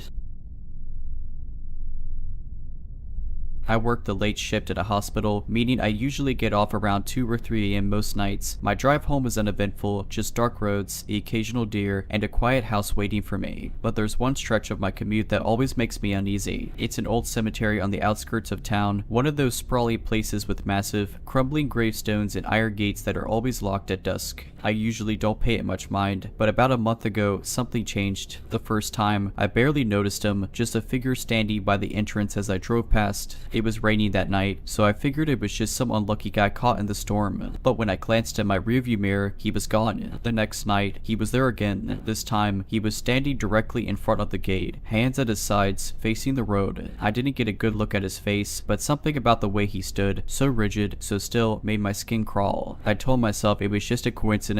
Maybe some guy visiting a grave after hours, lost in thought. But by the fourth night, I knew something was wrong. That night, he was closer to the road, just standing there, staring at passing cars. I kept my eyes on the road, refusing to look directly at him. But as soon as I passed, I did what I promised myself I wouldn't. I checked the rearview mirror, and he was still facing me. I told my coworker about it the next day, and she shrugged it off. Probably just some creep, she said. Next time, take a different route home. So I did. I took the long way, added 10 minutes to my drive. That night, I didn't see him, but the night after, he was standing at the entrance of my apartment complex. I didn't park. I didn't even slow down. I just kept driving, my pulse hammering in my ears. I made a full loop around the block, gripping the steering wheel so tightly my knuckles ached. When I finally worked up the courage to return, he was gone. I checked every shadow, every parked car, every doorway. Nothing, just the hum of streetlights and the distant bark of a dog. I barely slept that night. The next morning, I asked the security guard at my complex if he'd seen anything unusual. He frowned and shook his head. Nothing weird.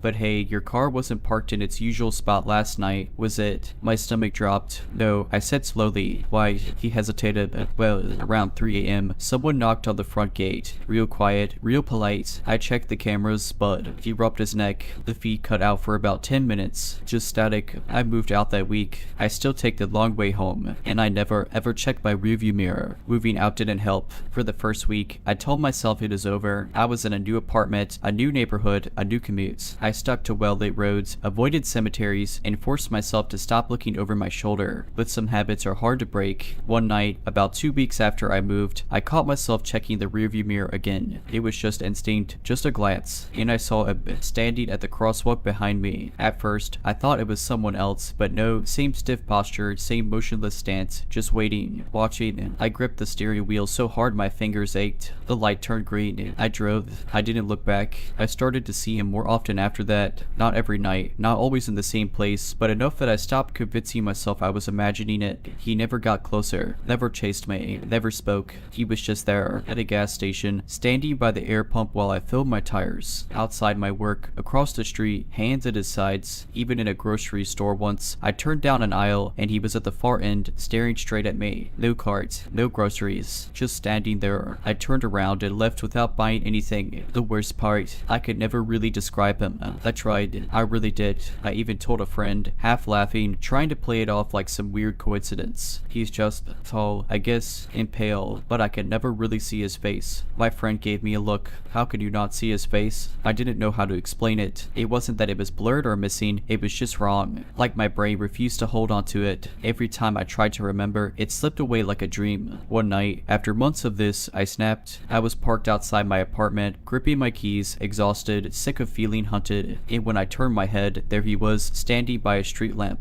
I rolled down my window and shouted, "What do you want?" He didn't move, didn't flinch, didn't react at all. He just tilted his head, like he was considering the question, and then he took one step forward. That was enough. I threw my car into drive and sped off, circling the block 3 times before parking and sprinting inside my building. Heart hammering in my chest. That was the last time I saw him. I don't know why. I don't know if he got bored, if he found someone else, or if acknowledging him out loud broke whatever strange hold he had over me. I just know that it stopped. But even now, even years later, I still take the long way home, and I never ever check my rearview mirror. For a while, I let myself believe it was over. Months passed, I got comfortable, the world felt normal again, until last week. I was visiting my parents in my hometown, a couple of hours away. Just a weekend visit, dinner, catching waking up, some quality time. It had been long enough that I felt safe, untouched. But that night, as I was helping my mom clean up the dishes, she glanced out the window and frowned. There's someone standing outside. Every muscle in my body locked up.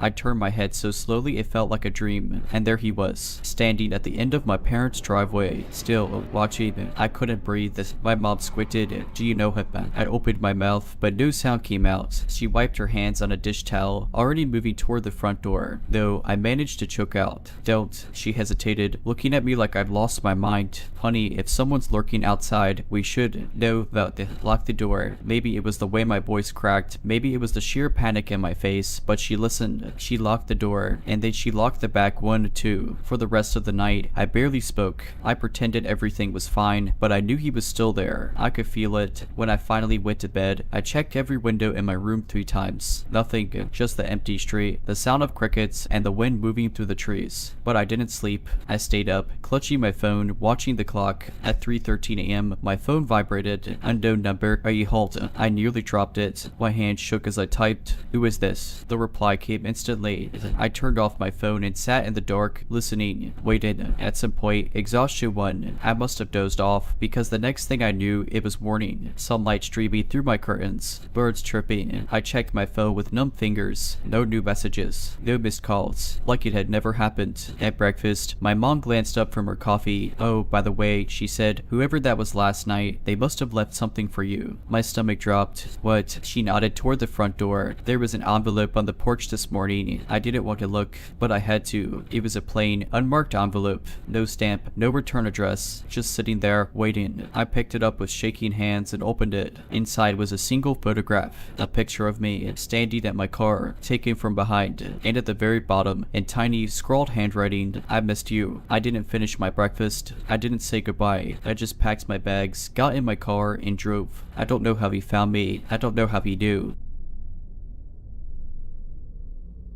I travel a lot for work. Late nights, long layovers, and empty terminals are all part of the routine. I never really thought much about them until that night. I was on a late night connection at a smaller regional airport, not one of the major hubs, but big enough to have multiple concourses. My flight had been delayed twice, leaving me stranded in a nearly empty wing. The few shops and kiosks were closed, and the only other passengers I'd seen had long since disappeared onto their flights. It was just me, my carry-on, and the occasional garbled announcement over the intercom. I found a seat near my gate and settled in, scrolling through my phone, trying to ignore the unsettling silence. No one else was around. No agents at the counter, no janitors, no security, nothing. It felt off. At first, I told myself it was normal. It was late, after all. But then I noticed something strange. Across the concourse, at another gate, someone was sitting. A woman. She was too far for me to see her clearly, but something about her posture was wrong and rigid. Like she wasn't just waiting for a flight, she was watching. I shifted uncomfortably, telling myself I was being paranoid. Maybe she was just another stranded passenger, but she wasn't scrolling on her phone. She wasn't reading. She wasn't even looking at the departure screens. She was looking at me. I tried to ignore her. I went back to my phone, pretending not to notice. But every time I glanced up, she hadn't moved. Not once. Then the overhead lights dimmed. An announcement crackled over the intercom. Something about a final boarding call, but not for my flight. I glanced at my gate screen. Still delayed. I looked back at the woman. She was standing now, still staring. That's when I realized she hadn't come from another flight. She hadn't been there when I first sat down. She had just appeared. A cold weight settled in my stomach. I grabbed my bag, trying to look casual as I stood. My plan was simple: move closer to the main concourse, find an employee, find anyone else. I turned away from her. I only took 5 steps before the intercom buzzed again. Passenger, please return to your seat. Your flight is now boarding. I froze. I hadn't checked in at the counter. No one should know I was here. I turned back toward my gate. The woman was gone.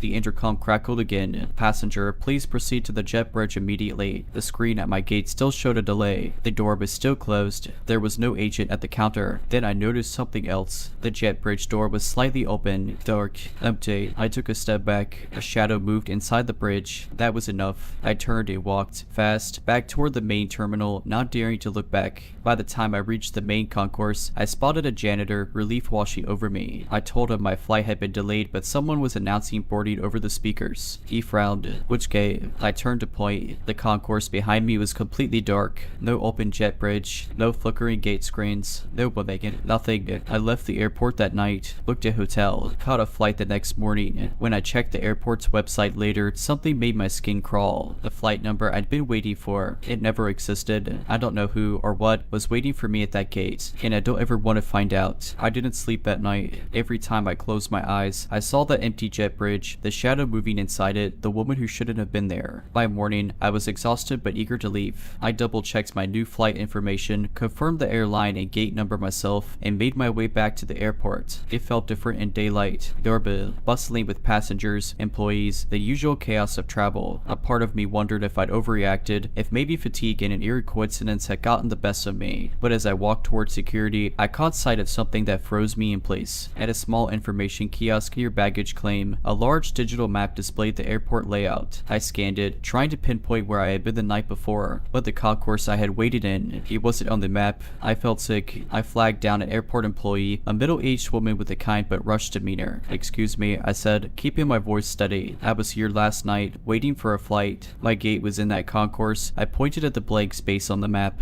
"But it's not here." She gave me a confused look. "That section was shut down last year," she said. "It's been under construction ever since." I felt the blood drain from my face. "No," I insisted. "I was there last night. There were working lights, a functioning intercom. Gate screens were on." She shook her head. "There's no power in that section," she said firmly. "There hasn't been for months." I tried to argue, but she had already turned away, radioing another employee. I stood there, breath shallow, brain scrambling for an explanation. Maybe she was mistaken. Maybe they had turned the power back on for some reason. Maybe I wasn't losing my mind.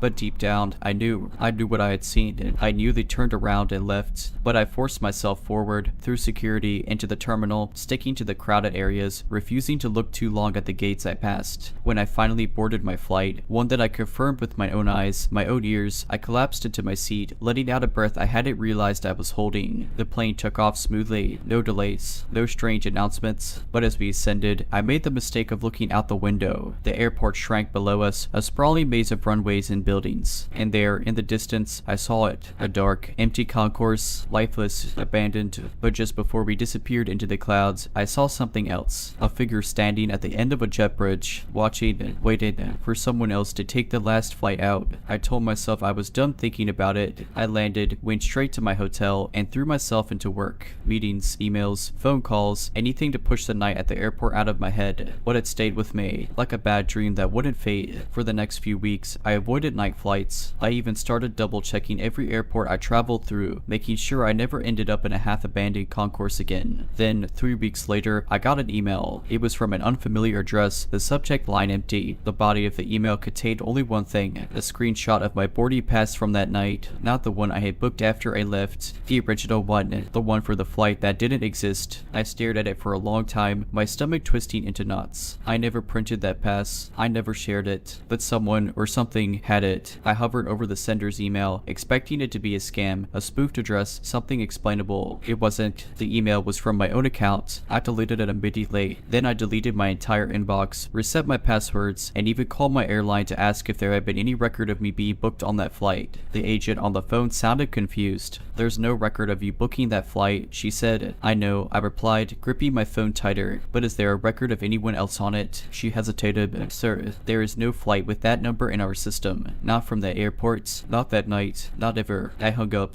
That should have been the end of it. I should have stopped looking, but I didn't. A few nights later, curiosity got the best of me. I searched online for anything about that airport, that concourse. There wasn't much, just vague mentions of renovations and old forum posts about a gate being permanently closed due to operational issues. Then I found something buried deep in the archives of an old travel site. A comment from 2006, "Avoid Concourse D if you're flying late." I was there once after a delay, alone except for one other passenger. She just sat there, staring, never boarded anything. When my flight was called, the intercom said my name, but I never checked in. The jet bridge was open, but the plane wasn't there. Just dark. I read, "I never flew through the airport again." Another comment, 2011. "There's something wrong with the last flights out of Concourse D. I worked at the airport years ago. Sometimes, flights would be listed on the schedule that didn't exist. If passengers showed up, an announcement would call their name, even if no one was at the desk. Security never found out who was making them." The last comment was from 2020. "I used to work overnights cleaning the terminals. We weren't supposed to go near Concourse D, but once I did. The screens were on, the gates looked operational, but it wasn't real. It couldn't be, because the airport shut that concourse down years ago. But I swear, I saw someone waiting there. I saw the bridge door open, and I swear, something saw me back. I closed my laptop. I haven't flown through the airport since, and I never take the last flight out, because whatever's waiting in that abandoned concourse, it's still there. It's still watching, and it's still waiting for the next name to be called.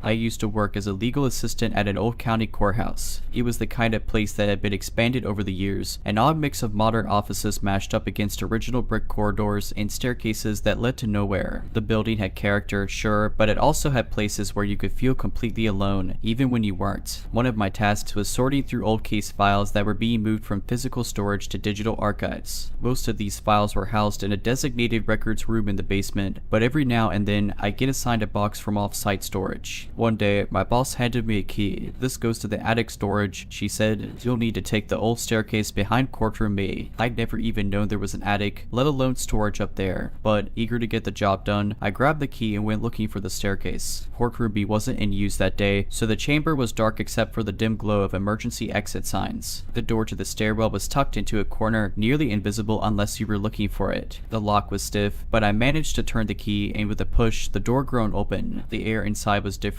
dry and stale, with that thick dust smell that clings to old books. I flipped a switch, but the only light was a single bare bulb above the first landing. The stairs stretched up into darkness. I climbed slowly, my footsteps echoing too loudly. Halfway up, I hesitated. I don't know why. Maybe it was the weight of the silence, or the way the air felt just a little too still. But I shook it off and kept going. At the top, I found another door, slightly ajar. Beyond it was the attic storage, a cramped space filled with metal filing cabinets and rows of shelves packed with old case files. The dust here was thick, untouched in places. I found the box I was supposed to retrieve on a table near the door. That should have been the end of it. Grab the box, go back downstairs, business as usual. But as I turned to leave, I noticed something strange. One of the filing cabinets was open just a crack. Not unusual, except that I could see the dust pattern on the handle, thick, undisturbed. It hadn't been touched in years. And yet, it was open. A chill crept up my spine. I told myself it was nothing. Maybe it had been left open long ago, and I just hadn't noticed at first. I should have left then. Instead, I reached out and pulled the drawer open. The files inside were neat, organized, but sitting on top, at a place, with something that wasn't a file at all. It was a photograph. Faded, old, but I could make it out. 4 people standing in what looked like this very attic. 2 men, 2 women, dressed in formal court attire. Judges, maybe, or attorneys, but it was their faces that stopped me. They weren't looking at the camera. They were looking at something just beyond the frame, and their expressions, I don't know how to describe it. It wasn't fear, exactly, or like recognition, like they'd just seen something step into the room. And behind them, in the dim light, there was a shadow, not a person, a shape, stretched long, distorted. I dropped the photo and took a step back. That's when I heard it. A sound, soft at first, a scrape, a shuffle, from inside the attic. I turned so fast I nearly knocked over the table. The room was empty, just rows of cabinets and shelves, silent and unmoving. But the air felt wrong, heavy. Watching, I grabbed the box and bolted. I don't even remember running down the stairs. I just know I didn't stop until I was back in the main hallway where the air felt normal again. I turned to the files and never mentioned what I saw. A few weeks later, I tried to bring it up casually with one of the older clerks. "Hey, did you know there's an attic above courtroom B?" She gave me a puzzled look. "There used to be," she said, "years ago, but they sealed it off within 90 seconds. There's no way to get up there anymore." I didn't argue. I just nodded and walked away because I still had the key and the dust on my shoes. I should have left it alone. I wanted to leave it alone. After that day, I avoided courtroom B. I told myself I had imagined it, that maybe the clerk had just been mistaken about the attic being sealed off. But every time I walked past that part of the building, I felt it, the strange, heavy air, the sense that if I turned my head too quickly, I'd see something standing just out of sight. Then, about a month later, I was asked to retrieve another file. This time, my boss handed me a folder directly. "We pulled this one from the old archives," she said, placing it on my desk.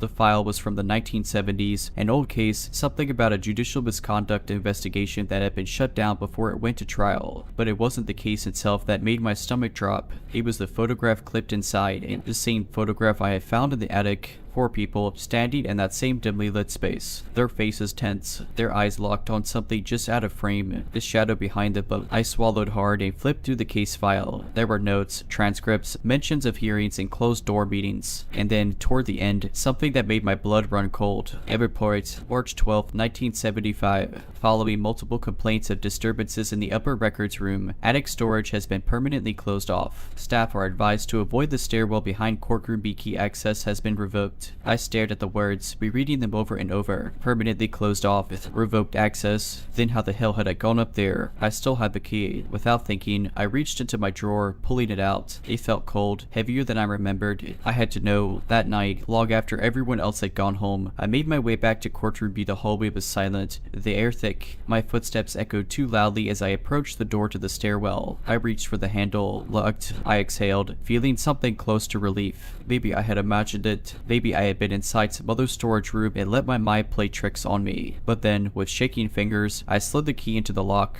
and it turned. The door creaked open. The stairwell stretched into darkness. The same stale, dust-heavy air poured out, wrapping around me. This time, I didn't climb. I just stood there, staring up into the black, listening, and then a step, without an echo, a step above me, then another, and another, growing closer. The air went ice cold. My body locked up. I wanted to run, but I couldn't move. And then I heard it, a whisper, low, distorted. I couldn't make out the words, but I felt them pressing into my skull, curling around my spine. I slammed the door shut and sprinted down the hall, not stopping until I was outside, gasping in the open air. I quit the next morning. I didn't go back for my things. I didn't answer my boss's calls, and I threw that key into the river. I don't know what's in that attic, but whatever it is, it knows me now. I left town. I told myself I was done with that place, with whatever was in that attic. I moved 3 states away, took a job at a private law firm, and tried my best to forget. It worked for a while, but then the letters started coming. At first, they were easy to ignore. No return address, just plain envelopes with my name written in neat, unfamiliar handwriting. I assumed they were junk or mistaken mail, but after the 4th one arrived at my new apartment, I finally opened one. Inside was a single piece of paper. You still have the key. I felt my stomach drop. I didn't have the key. I had thrown it into the river. I had watched it sink beneath the surface. I tore up the letter, convinced it was a prank. Maybe a former coworker messing with me, though I had never told anyone what happened. But then a 5th letter arrived. This time, there was something else inside. A photograph. Not the old one, the one from the attic. No, this one was new, crisp, taken in a well-lit room, taken in my living room. My hand shook as I flipped it over. On the back, and the same neat handwriting, was a date. March 12th, the same date from the courthouse report, the date the attic was sealed off. I don't remember locking my door that night, but I must have, because I woke up to the sound of someone trying it, not knocking, not breaking in, just testing the lock. I didn't sleep after that. The next morning, I called out of work and drove 5 hours to the nearest town with a courthouse that still had paper records. I had to know more. I dug through old newspaper archives, scanned through legal notices, anything that might tell me what happened in 1975. And then I found it, a small article buried in the back pages of the local paper. Attorney found dead in courthouse attic.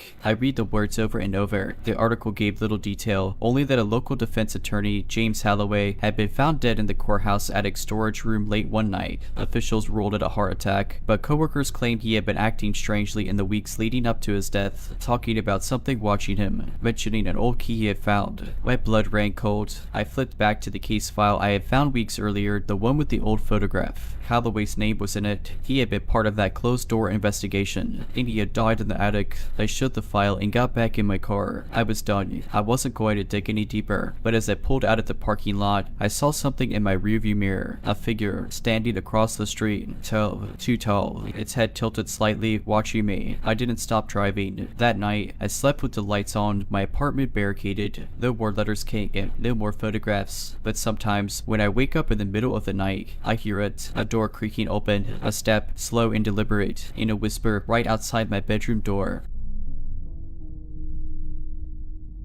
I was working as a night janitor at a corporate building downtown. It wasn't a particularly interesting job, just vacuuming, emptying trash, wiping down surfaces. The place was usually empty after 8 p.m., aside from the occasional late worker in one of the offices. One night, I was going about my usual rounds when I noticed something odd. Down the hall, in the reflection of the large glass windows, I saw a man standing completely still near the vending machines. He was tall, dressed in a dark suit, and just watching. At first, I assumed he was just another late worker coworker taking a break. But when I turned to look directly at him, the space where he should have been was empty. I blinked and looked back at the window. He was still there, reflected in the glass. I felt this weird, cold weight in my stomach. Something was wrong. I stepped forward cautiously, my heart thudding, and glanced again toward the vending machine area. Still nothing, but in the reflection, the man tilted his head. I bolted. I half jogged, half speed walked to the janitor's closet, locked myself inside, and tried to calm my breathing. Maybe I was overtired. Maybe it was a weird trick of the light. After about 10 minutes, I convinced myself I had imagined it. I cautiously stepped out and went back to work, avoiding that part of the building entirely. A week later, I was cleaning the empty reception area when I saw him again. This time, he wasn't reflected in a window. He was standing in the middle of the room, motionless, watching me. His eyes were wide, unblinking, and black. Not dark brown, just black, like the entire eyeball was void of color. I don't remember dropping my mop, but I heard it clatter against the floor. The man didn't move, didn't breathe. He just stared. Then, in a slow, almost mechanical motion, his mouth stretched into an impossibly wide grin. I don't think I've ever run faster in my life. I quit the next morning. I didn't even go back for my last paycheck. I just never stepped foot in that building again. A month later, I bumped into one of the other janitors at a bus stop. We made small talk, and I asked, as casually as I could, if he'd ever seen anything strange in the building. His face darkened immediately. You saw him too, didn't you? I nodded, my mouth dry. He let out a shaky breath. We don't talk about it. I never asked anything more, and I never went near that building again. A few months passed, and I did my best to forget about the incident. I found a new job, day shifts only. I made sure of that. Life went back to something resembling normal. Then, one evening, as I was walking home from a friend's apartment, I caught a glimpse of something in a store window. A reflection. At first, I thought it was my own, just a trick of the dim street lights and glass. But then I saw him, standing just behind me, so perfectly still, those same black, unblinking eyes. I turned sharply, hard hammering, expecting to see him right there in the open street. But there was nothing. I turned back to the window, but the reflection was gone. I told myself I was imagining things. Maybe my brain had dredged up an old fear, warping some random shadow into him. I walked the rest of the way home with my fists clenched in my jacket pockets, refusing to look at any more reflections. For a while, nothing happened. No glimpses of it, no strange feelings of being watched. I convinced myself that it had been a lingering paranoia, nothing real. Then one night, my phone buzzed. It was a text from an unknown number. He left too soon. I stared at it, trying to convince myself it was spam, a wrong number, anything. But my fingers trembled as I locked my phone and tossed it onto the bed. I barely slept that night. The next morning, there was another text. I said you. That was it. No threats, no demands. Just those 3 words. I blocked the number immediately, but for the next few days, every reflective surface felt like a trap. I avoided mirrors, car windows, even puddles on the sidewalk. It didn't matter. One night, I was brushing my teeth when I made the mistake of glancing up at the bathroom mirror. There he was. Not behind me, not in the doorway, inside the mirror. His face was inches from mine. His grin stretched so wide it looked unnatural, wrong. His eyes, completely black, were locked onto mine, and then his lips moved. I couldn't hear him. There was no sound,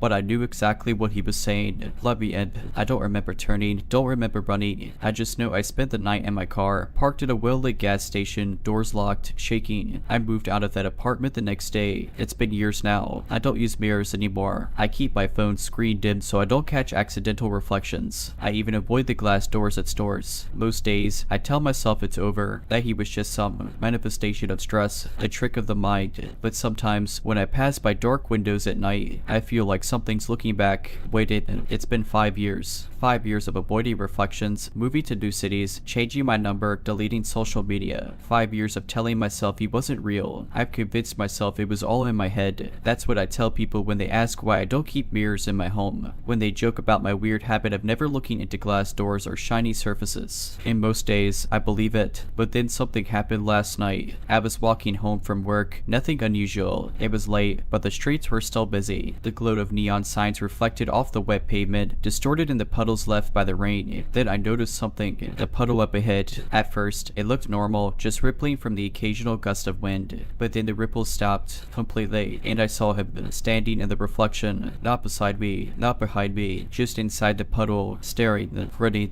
I stopped walking, my breath caught in my throat. People moved around me, brushing past, but none of them noticed. None of them looked down. Then, ever so slightly, his head tilted, the way it had that first night. I couldn't move. My body was ice, my lungs felt too tight. My brain was screaming, don't look, don't look, don't look, but I couldn't tear my eyes away. His mouth moved. No sound, no whisper, just the same silence. silent, horrible movement of his lips. "Let me in." And then he blinked. I stumbled back, gasping. The reflection shattered, rippling violently. When I looked again, the puddle was just a puddle. I ran the rest of the way home, shaking so hard I could barely get my keys into the lock. Once I was inside, I locked every door, turned on every light. I even covered the bathroom mirror with a towel, just in case. And then, at 3:12 a.m., I got a text. No number, no contact name, just 2 words. "Almost there. I haven't slept." My hands are still shaking as I type this. I don't know what he wants, but I think I let him get too close. I took a part-time job at the Natural History Museum. It wasn't a glamorous position, mostly cataloging, assisting with the occasional school tour, and making sure nobody tried to steal the taxidermy exhibits. The museum itself was old, the kind of place that smelled like dust and mothballs no matter how much it was cleaned, but it had its charm, particularly in the East Wing where the ornithology collection was housed. The room wasn't open to the public. It was a private research archive filled with thousands of meticulously labeled bird specimens, some over 100 years old, their glassy eyes forever staring into nothing. I had to work in there sometimes, filing reports or retrieving samples for visiting scientists. It should have been quiet, peaceful, even, but I hated being in that room. There was something off about it. The air felt heavier, like it resisted movement. The floorboards creaked in ways that didn't always match my footsteps, and though I tried to dismiss it, there were times when I swore the birds weren't always facing the same way they had been before. At first, I chalked it up to my imagination. A place like that, dimly lit and filled with thousands of unblinking eyes, could play tricks on anyone's mind. But then, late one evening, I learned I wasn't imagining things. It was just past closing. The security guards had already done their rounds, and I was the last one still inside. I had gone back to the ornithology archive to retrieve the misplaced file before heading out. I didn't hear anyone coming behind me, but when I reached for the cabinet, I felt something shift in the room. Not a sound, not a breeze, just a change. I turned around, part hammering, nothing. I let out a shaky breath, grabbed the file, and started to leave. That's when I noticed it. One of the specimens, a great horned owl mounted on the highest shelf, was turned completely around, its head twisted 180 degrees, staring at the back wall instead of the room. I stabbed cold.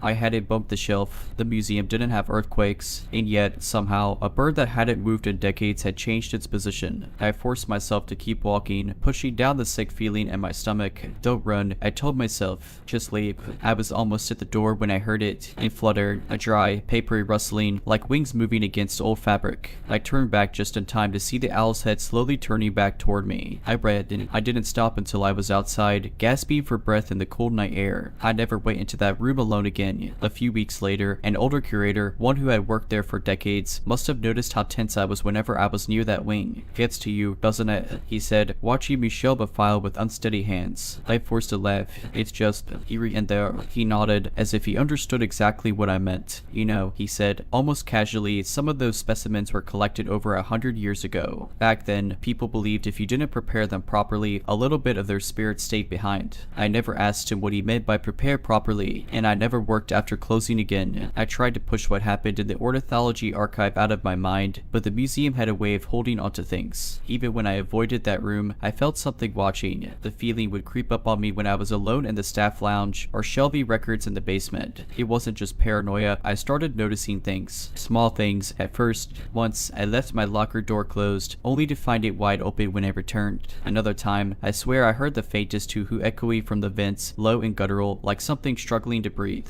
Then, one night, something happened that made me wish I had quit sooner. It was storming outside, and I had been roped into staying late to help set up a temporary exhibit. Around midnight, I was heading toward the exit when I realized I had left my work ID back in the archives. I didn't want to go back, not at that hour, but if I forgot it, security would give me hell in the morning. So, reluctantly, I headed back. The hallways were empty, just a dull flicker of emergency lighting casting warped shadows along the walls. As I neared the archive, I swore I could hear something soft and faint, a shuffling sound. I hesitated at the door, my pulse pounding in my ears. I wanted to turn back, but I forced myself forward, just grab the ID and go. The moment I stepped inside, I knew something was wrong. The room felt different, colder, heavier, like all the air had been sucked out. The specimens sat in their usual places, rows of glassy eyes reflecting reflecting the dim light, except one, the great horned owl. It was no longer on its shelf. It was on the table, face away. I swallowed the scream rising in my throat and backed away. My 499 was sitting right next to it, but there was no way in hell I was reaching for it now. Then I heard it, that fluttering, a dry, raspy sound, like ancient feathers brushing together. My breath hitched. I turned toward the doorway, ready to run, but the door was closed. I didn't close it. I lunged for the handle, yanking hard. It wouldn't budge. It was like something was pressing against it from the other side. Then the lights flickered, and the whispering started. Not words, just a soft, rustling breath, like wind through hollow bones. It came from behind me. I didn't turn around. I didn't want to see. I squeezed my eyes shut and started banging on the door, screaming for help. My hands felt numb. The air around me felt thick, pressing it on my lungs like it didn't want me to leave. Then, a sound like breaking glass. The pressure lifted, and the door flew open, sending me sprawling into the hallway. I scrambled to my feet, heart pounding, expecting to see something, someone chasing me. But when I looked back, the room was empty. Everything was exactly as it had been before, except for the great horned owl. It was back on the shelf, its head twisted at an unnatural angle, watching me. I didn't go back for my ID. I quit the next morning, never set foot at that museum again. But sometimes, late at night, I'll hear a soft fluttering sound outside my window, and I never look. I quit the museum. I told myself I was free of it, that I'd never have to step foot in that cursed place again. But some things don't let go so easily. For the first few weeks, I tried to convince myself I was just paranoid, that what happened in the ornithology archive was stress, a trick of the mind. But then, things started following me. Not people, not shadows, birds. At first, it was small things, a feather on my windowsill, though I lived in a high-rise apartment with no nearby trees. A muffled rustling in the vents at night, but it escalated. I started noticing owls. A barn owl, perched on a telephone wire across from my building. A snowy owl, completely out of place, watching from the park near my office. They never moved, just stared. One night, I woke up gasping, my throat tight like I had been suffocating in my sleep. My room was pitch dark, but something felt wrong. The air was thick, like the museum archive, and then I heard it, a soft, dry flutter. I bolted upright, reaching for my bedside lamp. My fingers fumbled for the switch, but before I could turn it on, I saw something in the dim glow of the street lights outside. My closet door was open. I never left it open, and inside, two glassy eyes were staring at me. I turned on the light. Nothing. The closet was empty, but the next morning, I found something on my pillow. A small, brittle owl tablet. I should have left town, should have burned everything I owned and started over somewhere far away, but I didn't. I tried to ignore it. I tried to move on, and then a week later, I got a call. It was from one of the old museum curators. His voice was hushed, nervous. He told me that after I left, they had closed the ornithology archive indefinitely. When I asked why, his voice dropped lower. They found something, he said, behind the old shelving units. I gripped my phone tighter. What? There was a pause. Then, barely above a whisper, he said, a door. It was sealed shut, but something scratched at it from the inside. I hung up.